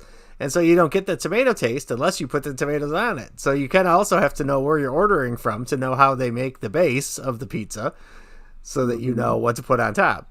So this can get very complicated if you're, It can be, there's a lot to it. Thin crust, thick crust, then the big thick, what is it, Chicago style or whatever? The Yes. real thick, like Shields Pizza, if you ever been there, our local thing. Shield Buddies, the crispy edge crust, yeah. If you make a pizza that I will eat the crust, you've done a marvelous job. Because I usually don't eat the crust. It's usually just too bready. Well, it's also kind of it's the handle for the vehicle to get the pizza to your mouth. I mean, it's that thing to hang on to while you're getting to the pizza. You don't have to. You It's can like eat the dishes type of deal. yeah, exactly. You don't have to eat the handlebar, but yeah, you could. It's like Well, they tried, flavored crust. They do that when they put the butter and the Cajun on it or Parmesan cheese. They do different crust flavors to make it more enticing. Stuffed crust. Remember the Pizza Hut? They had the cheese in the crust to try to make it more enticing. That was terrible. Oh, that was as bad as the McRib. Oh, I had one once. Correction. I took about 2 bites of one once. Mm-hmm. You gave it a fair shot. You gave it 2 bites instead of 1. Wasn't a rib. It was a McSomething. McMeat, yes. McFood. It was not good. I didn't like it. Sorry, McDonald's, but not everybody likes everything. That's the way it is. Your McRib sucked. I'm not a huge fan of it, but boy, the double quarter pounder with cheese is awfully darn good. Amen. You know what? I don't care. The double quarter pounder with cheese tastes completely different than a quarter pounder with cheese. Mm-hmm. It's because the grease and everything adds more flavor. Right. You got more meat, and it's just the greasy, it adds more flavor. Even if you can't eat the whole double quarter pounder with cheese, it's worth getting and eating half of it and eating the other half the next day. Yeah. Because there is a different, like you said, a little different flavor intensity to it, sure. Yeah. A little too salty now that I don't eat a lot of salt anymore, which I haven't for a long time, but I definitely don't like too much salt. The other day ordered we got I don't know who makes it, like Hormel or something like that. And it's sliced turkey and gravy. You microwave it for 6 minutes and you eat it, you know. Right. Man, was that salty. Woo. And isn't it funny how you can tell after a while, like if you haven't had that in a while, and then you happen to grab that for convenience and you take a bite and go, oh my. McDonald's French fries. Very salty. I still like them. Mm-hmm. I used to love McDonald's French fries. Now they're just like, woo, they're salty. I love them, they're not any saltier than before. No, and you can always rub some of that off on the way to your mouth. You can. Are we going to talking about rubbing things off now? Is that where we're going with this? We went from pizza to rubbing things off. Well, there's off or there's out. I mean, you know. Rub it off, rub it out. Once you're rubbed off, you're rubbed out. Well, I guess I was. We leave no witnesses. It's better that way. My goodness. Unless you're into that kind of thing. So, what crust do you get? Do you like the thick crust or do you like the thin crust? Or does it depend? In order of preference, and again, it depends on the style of pizza. If you're going for the crispy crust, they call it Detroit style pizza now. It's, become kind of famous here. That's my number one favorite. But if I'm not having that from that location, because you can't get that everywhere. I mean, most pizza places don't do that. Standard crust. I don't care for the thin crust, although I don't hate it either. It's just, again, it's a mental thing. To me, the thicker the crust, I mean, it's just more of a full meal. Yeah. Even if it is carbs and bread and flour and not the best stuff in the world. If it's a thin crust pizza, you can't put as much on it. It's not as sturdy. The toppings fall off. So now it's a little petite pizza, which is great for a snack, but right. Now I'm not much of a pizza meal eater. Like that's a part of a meal to me. But I'm funny because it's funny you mentioned that because I'm funny about that. I'm not having pepperoni and ham. I'm sorry. I'm not having pepperoni and pineapple on my pizza, but I'll do ham and pineapple. Mm-hmm. The other combination wouldn't work. Like if I got a Supreme, but they added pineapple instead of Italian sausage. No, thank you. Right. Thin crust. I don't want anything on my thin crust other than tomatoes, banana peppers. Mm-hmm. But I don't want your typical Supreme pizza on a thin crust. Mm-hmm. Well, yeah, and I feel like there's like I said, support issues there. The weight of the stuff that you put on it. If you're going to have the meat on it and it's a thin crust, you almost have to have it ground up extra fine, which says ground beef, not pepperoni. Or we could eat it like you did your hot dog for the promo picture we had to edit out when you had the plate in your mouth. Well, desperate times, desperate measures. You have to. Yeah, and you could do something about that picture anytime you want to now. It's okay. It's played itself out. It's been cute. What I'm gonna have to go do something else obnoxious to be. I showed my photoshopping skills. Yes, you did. In that. You did, and it's funny. It's funny, but yeah, I do. When you take things out of context, sometimes. Mm-hmm. Yeah, I didn't have mustard on my shirt though. You what? I did not have mustard on my shirt. Oh, right. No, but it was on the plate. Well, yeah. Well, it should be there. Where it's supposed to be. Yeah, Not on your shirt when you're out there trying everything. to shoot at some people. Everything was in. Yeah, everything was in its proper place. You know. Now I have a hankering for a pizza today, and I don't know. I why. know. I can't imagine. I mean, just talking about it, but I never order just a pizza, so it turns into a $40 deal. Oh, I know. Yeah, You know? that could happen too. This whole thing now, it's $4.99 or whatever for delivery, and you got to tip the driver, so that's $5. So you're talking, it's costing you an extra $10 to have your food delivered. So when you're sitting there and you go, let's order a medium pizza and some wings, and it looks like it's going to be $21, and then when you get the bill, it's $34.50. You go, wait a minute, Right. it's a pizza and 8 wings. Right.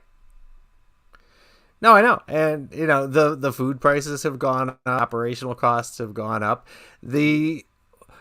What's your opinion about the tip cup on the counter when you go order something?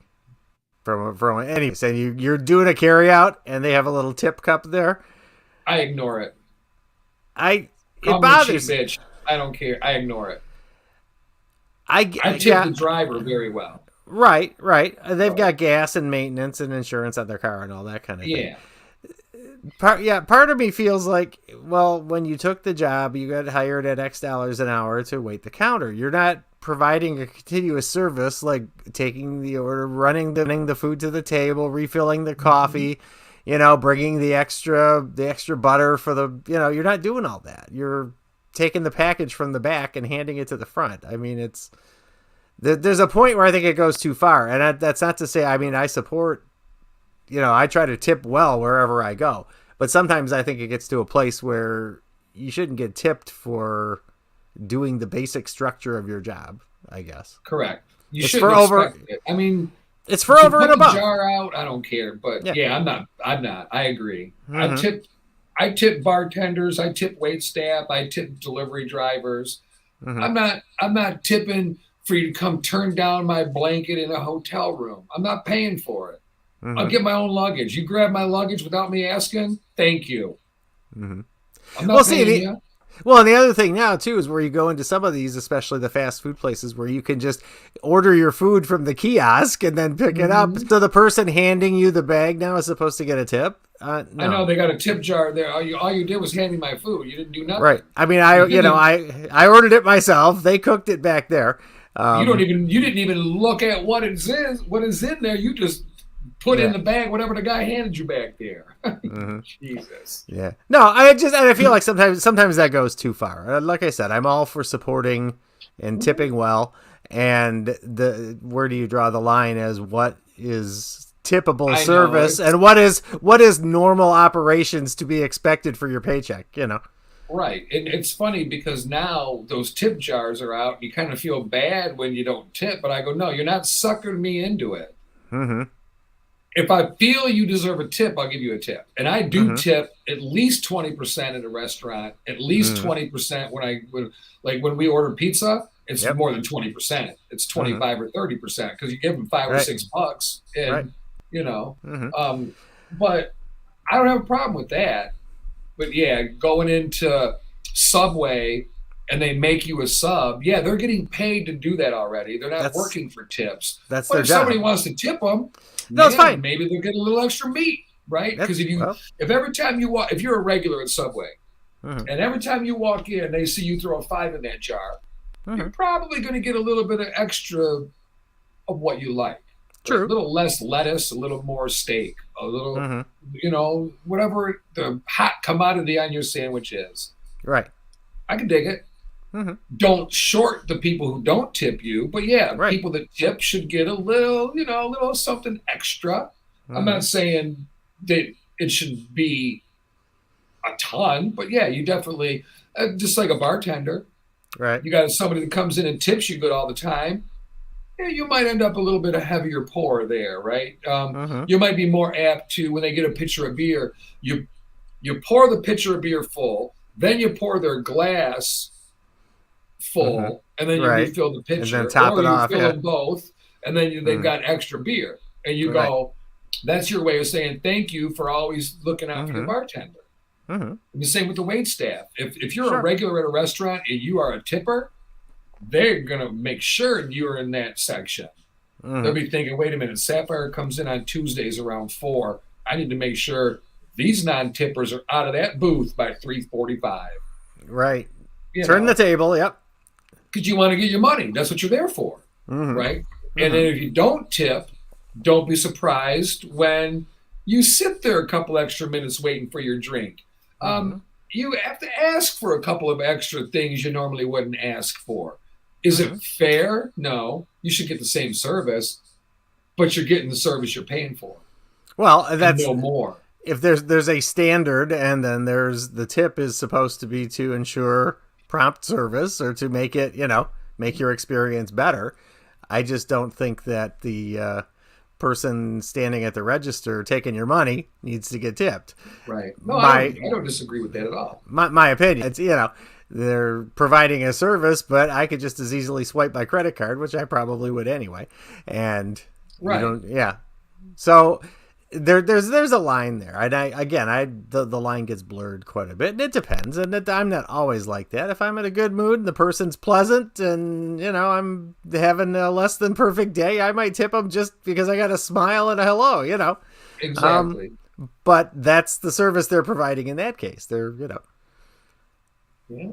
It depends. I mean, it's very, when you're in a customer service orientated position, like serving at a restaurant or a bar, like the people at Buffalo Wild Wings and the sports type bars like that, I feel bad for them on the fight nights when they do the UFC and stuff like that, because all the testosterone's running wild and all that. Yeah. But a lot of people do not tip well. Right. I sat there one day, the lady was sitting with her family at Buffalo Wild Wings, and they were all sitting there eating and drinking, and she came up to the bar and ordered a mixed drink. I forget what it was. And the guy told her, I don't know, $5-6 or whatever. She gave him the exact change and walked away. And he didn't even, you would have never known that right. Right. So when I got my bill, I gave him the normal tip, and I gave him an extra $3. Right. And I said, make sure you read the bottom of my bill. And he was probably thinking, oh, I don't need your phone number, bitch. You're old enough to be my mother. And it said, I'm giving you an extra $3 because of that cheap bitch back there didn't tip you. Right. And he was like, oh, I don't care. She's out. I go, but so she did not order the drink from the wait staff that she was being served by. Right. She came to the bar to get it. And then when she got it, she didn't tip you for it. And you know damn well she ain't going to tip them for it. Right. And even if she does tip them for it, you should have gotten the $1 or whatever for that one. Sure.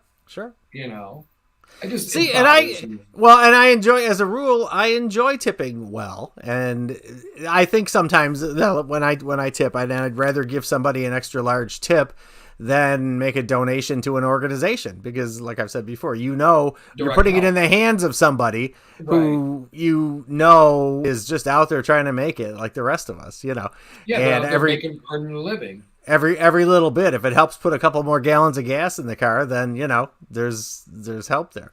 I would much rather tip that way, but it's just, again, where you draw the line as far as what is considered tippable service versus operational expectations. It's a good question, because I think it would depend.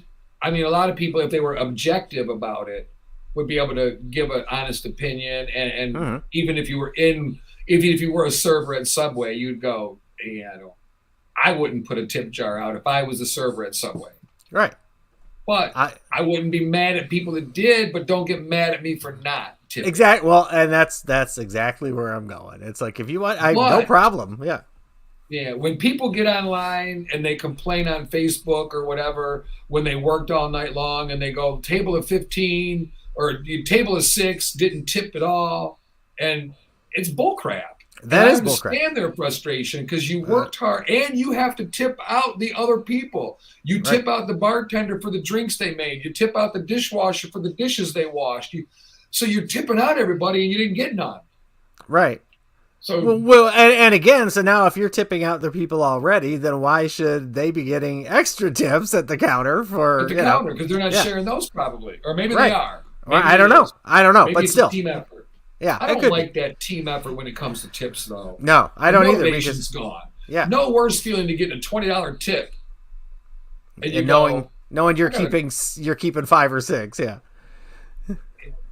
like, oh well, damn. And No, then the I other agree. guy goes, she's balling over there. I love working with Sapphire. Man, she brings in all the tips, and we get to split them. Mm-hmm. Well, damn. Right. So I never They- liked that. We'd Well, have to see, do that. and they ought to tip you back on your tip because you provided the tip in the first place. Yeah, so the money is stupid. I mean, that's how crazy it could get. It struck me. I ran into that again yesterday, and it just kind of, I was not in a good mood yesterday for that. It just kind of annoyed me because the expectation was there, and I Right. wasn't having it yesterday. That's all. Hate to break it At to the you, counter, honey, but- at the counter, no, it's like I do. You know what? I work other jobs too, where the expectation is I do my job. So, no offense. Is that too much to ask for nowadays? To I actually mean- do what you're getting paid to do? Yeah, that's. Because it seems like now it's a battle of what can I get away with. Mm-hmm. And it Yeah, turns how into- little can I do? Yeah. Yeah, how much can I get away with? How little can I do and still get the top dollar I commanded and demanded when I walked in here? Mm-hmm. I always Nope. look at it like you do the best you can do, Mm-hmm. no matter what. Right. And it shows. And when you go home at the end of the day, you feel better about yourself. I mean, Sure. just period. Mm-hmm.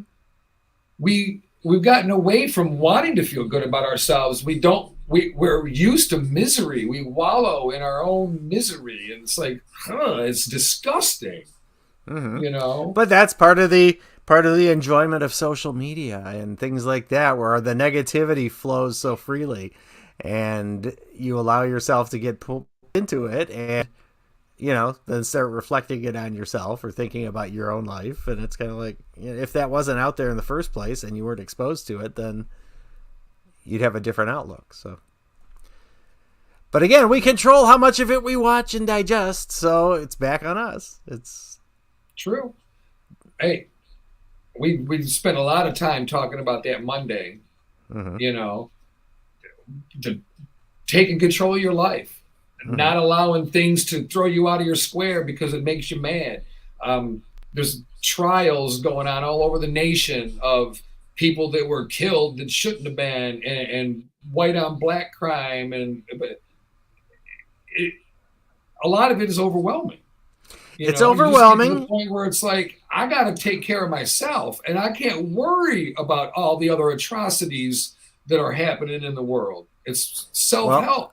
It is self-help, and you're not going to fix it. If it would have been fixable easily, it would have been fixed a long time ago.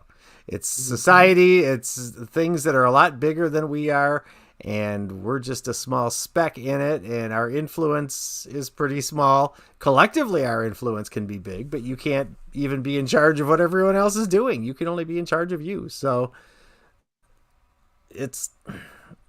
You can't, and unfortunately we learn that. I've learned the hard way too. I feel sometimes it's like, it's easy to get drawn in and go off in a certain direction and not be your best person. And then when you look back later, you go, wow, I kind of sucked right there. I'm not going to do that anymore. And, but you get pulled in by the environment around you. So. All right. I don't even know how to approach this. Kyrie Irving. You probably, Bob, don't even know who the hell I'm talking about. But, Go on. Why the name sounds familiar, but I don't know why. Go ahead. well, he's in the news again. He's a Brooklyn Nets basketball star. one of the Okay. top stars in the NBA. Okay. He had all these anti-Semitic statements or whatever, and he came out with. It's been a huge talking about in the sports world. Kyrie Irving, a big black man, making racist comments about the Jewish community. And Charles Barkley comes out and says, I think Kyrie Irving should have been suspended. Now, Adam Silver is the commissioner of the National Basketball Association. Adam Silver is a Jewish man. He says, I think he should have been suspended. I think Adam Silver should have suspended him. First of all, Adam is Jewish. You can't take $40 million from him and then insult his religion, according to Charles Barkley.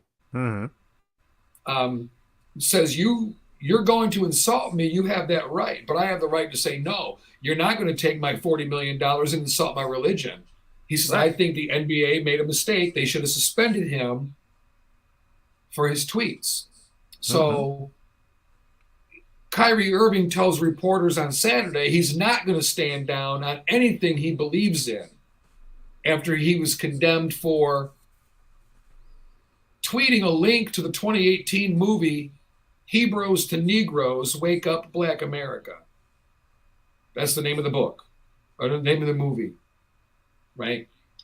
The Nets owner also tweeted this title.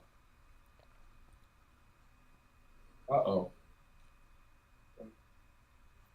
Get rid of that. Put the Bengals back on. All right. So he says, Kyrie Irving says, in terms of backlash, we're in 2022. History is not supposed to be hidden from anybody, and I'm not a divisive person when it comes to religion. I embrace all walks of life. Sounds contradictory. Wow. What's that? I said it sounds contradictory somehow. You know, I embrace all this, and yet, you know, I speak these things, and maybe there's some kind of it's a misunderstanding of some kind, at least in my ears. It would need more clarification as to why that was going on. What point were you trying to make? What, again, context, what was it about? NBA says, we believe we all have a role to play in ensuring such words or ideas, including anti-Semitic ones, are challenged and refuted, and we will continue working with all members of the NBA community to ensure that everyone understands the impact of their words and actions. Mm-hmm. Okay. Yeah, as best as you can, yeah. You can't, as an organization, as best as you can, yes. This is coming from a multimillionaire of a marginalized group of people who is using his platform to show his ass. But yet, he's such a good basketball player, we have to excuse this because we could win with him. Mm-hmm. Eat Eat my shorts. Get away from me. Mm-hmm. He wasn't even really disciplined, right? They say we're having these. The general manager of the Nets says we're having these discussions behind the scenes. I honestly don't want to really get into those right now. Just weighing out exactly what the best course of action is here. Mm-hmm. No, it's not okay for anyone to do what is not okay for someone else to do. Right. Because they can play Standards. basketball. Mm-hmm. Nope. Totally. They also fired their coach. There have to be consequences, and it like everything, there's a line, and it sways back and forth. The consequences between free speech and being offensive and beyond, any and all explanation. So. I move some stuff around here because we're I talking. see. Yeah. So the Nets have come out, the Brooklyn Nets have come out and said, we strongly condemn, have no tolerance for the promotion of any form of hate speech. Right. We'll never know why, but why put that out there? Why? What is it that you believe in? He says he's not going to stand down from anything he believes in. Okay, good for you, Kyrie Irving. What is it you believe in that makes you post this? What's the end all be all? What's the solution you're seeking from this? What's the outcome? Harmony? World peace? Yeah, not with that. Or a couple of adult beverages and you tweeted things you shouldn't have. Mm-hmm. Also very possible. Because if you're trying to do it in an educational standpoint, you're not tweeting out this stuff without explanation, without context behind it. That's just where I sit there and do it. Well, that's where I was going. If it's out there, if you've put it out there, at least let us know why, what it's about, why, what generated that reaction, so we can all know, at least understand you and maybe learn something or not learn something. If you just say stuff just to say stuff, then you're a problem. You're just a loose cannon running around stuff. It's a different thing if you're having an intelligent conversation or at least intelligent commentary about something, whatever the opinion is. Mm-hmm. I don't know how to copy and paste. Good old Control C. Yeah, but it's iMac, so. Oh, okay. Copy. Copy. I'm gonna get down to the bottom of this. Yeah, you're working on it. Paste. Looking so intent there. Google. I'm Googling the name of that book that I won't repeat. Right.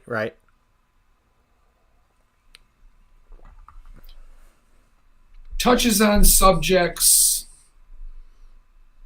too controversial for most people to reveal to the public. This book exposes the truths that have been hidden by the powers that be in America.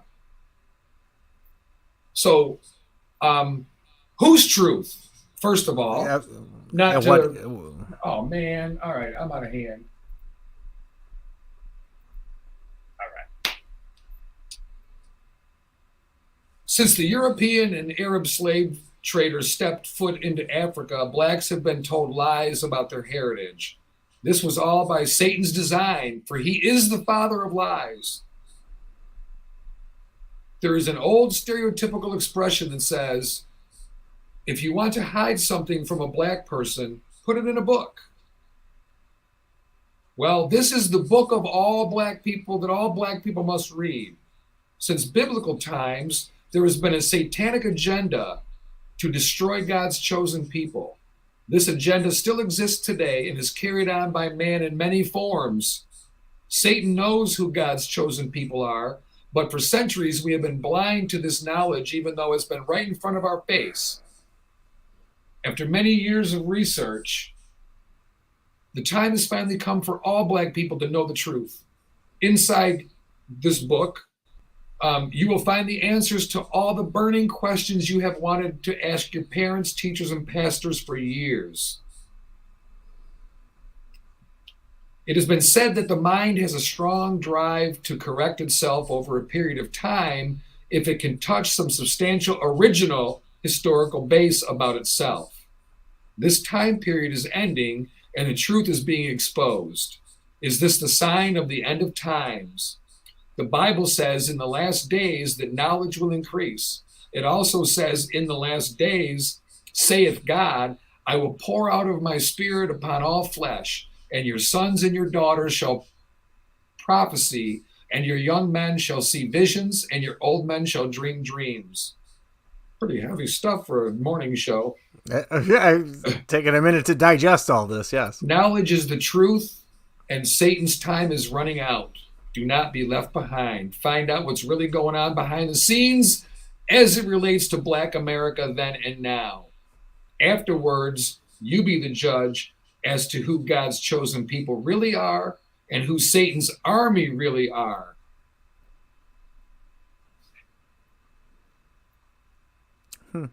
Interesting. It is interesting, and from what I'm hearing, I don't hear anything overly offensive there. It's an opinion. It's a school of thought. Yeah. It's not necessarily slamming anybody else. It's just talking in terms. Yeah, I mean, I never heard of it, know nothing about it, but I'm not surprised because I'm not in that either group of people. Right. But it's interesting. Who knows who's right? This is the thing about truth. We all live our own truth. People, I just speak the truth. No, you speak your own truth. We don't know the truth. None of us know the truth. If you think you do, I mean, you're wrong. That's all. Well, no big deal. It's nothing to be upset about. But nobody knows. Yeah. When it comes to religion and all that, that's why there's 102 different variations. And, you know, everybody's thinking what the truth is, and it's different from your truth or someone else's truth or, you know. Interesting, because this is specifically talking about a race of people. When we were talking with Kanye earlier, not talking with him, but with Kanye's subject about saying it's not just a small group of elite rich people, it's a large group of rich people that run this world. And then when we talk now, this is more geared toward a specific race being completely strategically oppressed. I mean, now other people would say, well, this just leads to more hate. No, seeking truth should never lead to hate. Seeking truth should lead to more compassion and empathy, if anything. Empathy and understanding at least someone else's perspective and someone else's, you know, viewpoints and their reasons for thinking that way. That's an important part of, you know, trying to make the world a better place. And it's, you know, a lot of times it's close your mouth and open your ears and, you know, take in some of what. And then close your eyes and ears and open your heart objectively and be able to face the ugliness of our own selves and our own beliefs and our own ideologies. And it's, I mean, this goes back beyond America. Oh, this is humankind. So this is human. Yeah, this is human dealing. But as we see, America has a gun problem, but now overseas people are shooting each other too. They're stabbing each other. It's a human problem of anger and rage, and it's a world concerted effort, my belief, to keep us angry, keep us guessing, and keep us uncomfortable. Always seeking the next pleasure, not enjoying and relishing in your pleasure. No, because once you're satisfied, you're not spending all your money and exhausting all your energy and tapping out all your resources. You're conserving and you're growing and you're strengthening, and they don't want that because that doesn't bode well for the almighty dollar. Well, that's totally true. And that's your mankind. Yeah. Your definition of rich too. What makes somebody rich? At what level do you consider yourself rich? You know, where you're not seeking all the material stuff. And when they say we're going to find the answers to all the burning questions, does this include whether or not sugar goes in spaghetti sauce?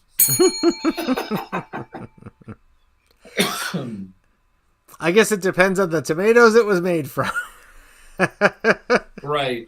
If they were homegrown or not, you know. If they were a little overripe and needed a little help, maybe, but you know, who's to say? Now, of course, there's people that say this is a hate book. It talks a lot about Santa Claus and how we still talk about gods when we have science. This is the past. Let it go. We're more intelligent now. Our old selves were ignorant and reached for faith. We don't need this garbage anymore. God is dead. That was a review to this book. God is dead to you, my friend. He's alive and well. that's one person's opinion. Yes. You know, I'm not a big sharer of a lot, but I don't pray for a lot. Like I don't pray to win the lottery. I don't say if it's in God's will, let me win. You're praying for the lottery. I did pray for one thing. I'm not even going to divulge what it is. Weeks ago, openly prayed for it, like verbally. You could hear me say it, and it happened. So it doesn't matter what it is. Nobody will know. Nobody knows. Only me and that other person. But it happened. And I go, you can say what you want. And I got my bad relationship with God. I just went as a pregnant nun for Halloween. So yeah, I got my questions to be answered. Right? I got to answer to a lot of things that I'm doing on this earth. But I know he's up there. I know it. I've been given the signs I need to know. To say, yeah, I still doubt. Yeah, I still question. But I know in my heart, I feel it. I can feel him tell me he's there.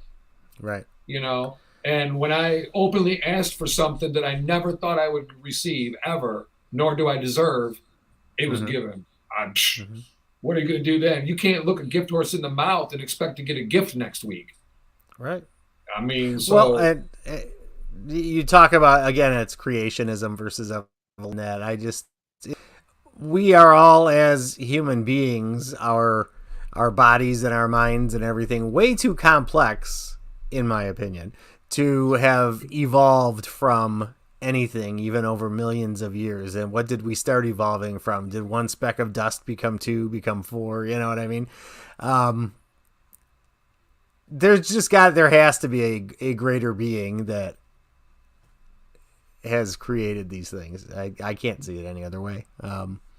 And another book review says, if you know anything, know this. Science and Christian scientists all believe that life started in Africa. What's that tell you? Well, he says, face it, white America, Adam and Eve were black. God's chosen people are probably black, not Jewish. All the evidence points to it. Okay, how does that change my life if it's true? I'm not one of God's chosen people. Maybe I am. What does it do for me? I don't know. The reward isn't money. The reward isn't a big house and a nice car.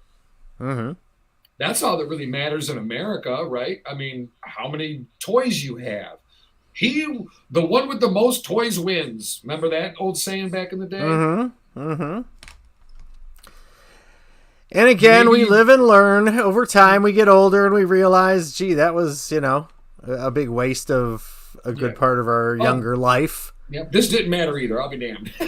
Yeah, exactly. Look at, and I just think it's funny that somebody gets on there pontificating. If you know anything, know this. How do you know? Are you a fact checker for Facebook? Were you spoken to by God? Did you get a revelation from on high? Tell us your source of information. Yes.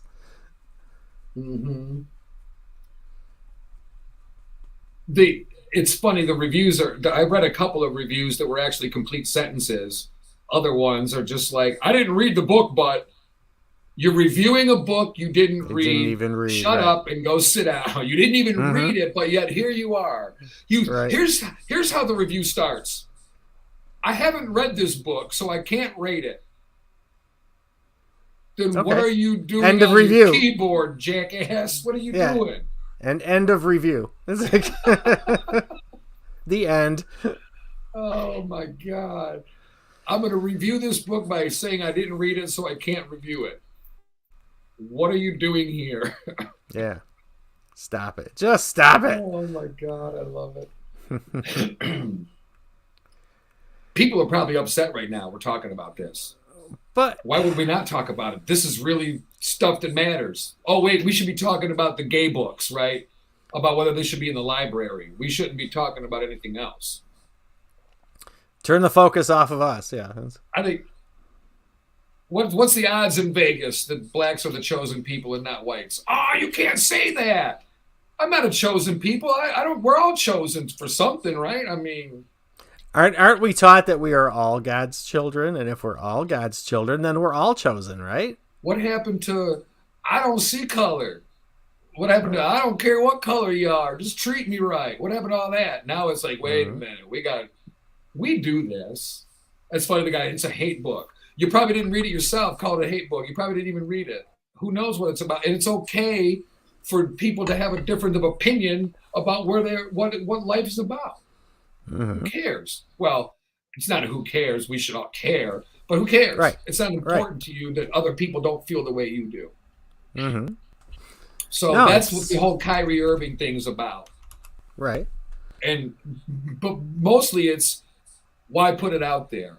And if you're gonna try to educate people or whatever it is your motive is, do it in a different manner, in an educational level, not as an entertainment level, or not as a way to be hateful level. Do it as a way to say, hey, it's important for our youth in America, not just a young black man. It's important for the young white kid to understand about all this stuff too. To know where we don't want to go and where we've been and we don't want to go back to since the 1800s and beyond. All right. We go on all day about this, but do you have a word of the day? I just pulled it up just now, and I guess it's very appropriate as the inspiration comes in weird ways. Racism. The word of the day is fooliaminy. I know, say it 3 times fast. You can't. Fooliaminy, F-O-O-L, like fool, I-A-M-I-N-Y, fooliaminy, and it's a collective term for fools. So when you get a group of fools together, you're part of a fooliaminy. Fooliaminy. See, I can't even say it. Is that anything like a threesome? Or a gay... A triaminy, yes. I'll try anything. Yeah, once anyway. So don't be part of a fooliaminy, and your world will be a better place, and the rest of us will have a better place as well. Awesome. Once this computer stops freezing up completely, we'll be able to carry on with our day. Yes, indeed. Yeesh. Don't act the fool. Yeah. You think I had 10 tabs opened up? Oh, you probably do. Well, I had about 4 or 5, but usually they don't jack up the whole system like that. But it is a broadcast going on too, so we're asking the computer to do a lot. There's a lot happening. There's multiple broadcasts going on with the streams and all that. So yeah. So we are less than a week away from the midterm elections. I can't wait till it's over. All these crazy commercials. About oh my God. Not even, probably half of it's not half truths and stuff like that, and edited to put words in people's mouths. Legally, they said it, but they didn't say it where and how that's being put. And both sides are guilty of it, and I'm just over it all. But I want to know. I want to know how much money these TV stations have made over the last 3 months. These. No doubt about it. I mean, this has got to be like record levels. I can't recall seeing so many commercials in one break. And you know how much it costs to network TV advertise during prime time? That's how lucrative getting into the government is. That's how important it is monetarily for the Democrats to win, the Republicans to win. It's not about making sure we're taking care of the American people. Hell to the no. You're a damn fool if you believe that for 1 minute. That's 3% of it. 97% of it is keeping our group in power. Money. So that we can execute our policies and our methodologies and make our money. Yes. All right, that does it for us for the day. Thank you for letting us in your house, car, or wherever you were listening or watching. We appreciate it. And if you're watching later on the live stream broadcast, we thank you for watching whenever you are. Thank you. Yeah. Remember, opinions are a dime a dozen. Validation is for parking, and loyalty is not a word. It's a lifestyle. Life is too short to put your key to happiness in someone else's pocket. And in a world where we can be anything, be kind. We have no idea what a kind word and a friendly smile can do to impact someone's day, maybe even change their life. Until Friday, I'm Sapphire'S. I'm just Bob.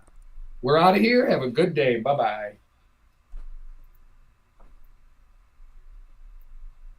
Yay. We made it. Wait a minute. I got to finish up the show.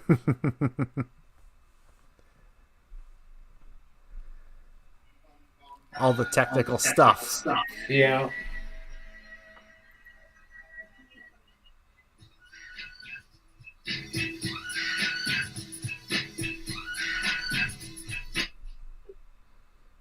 All right, that's that.